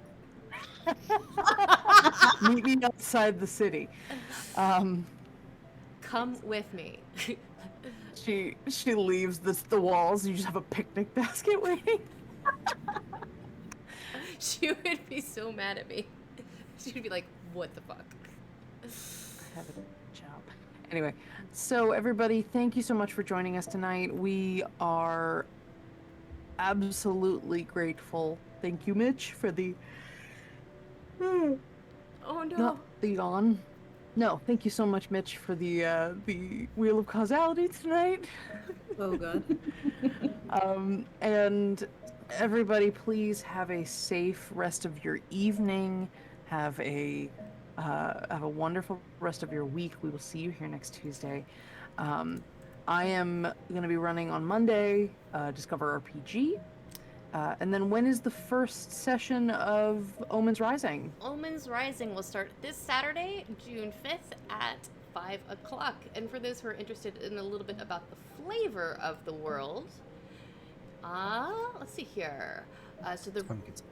it is not pumpkin spice. The realm of Omens Rising recovers from the brink of collapse amidst the shattered ruins of once-were nations and sovereignties. Present-day civilizations arise from the throes of survival as aether storms that once ravaged the world begin to ebb. So chosen by the aether to craft contemporary legacies, each conduit or adventurer will walk a celestial path sculpted by prophecy and intention. So come and join us as we discover and explore the destinies of our characters that we've created. And as Angela searches frantically for the palmetto bug, which I definitely understand Fine. because no thank fine. you.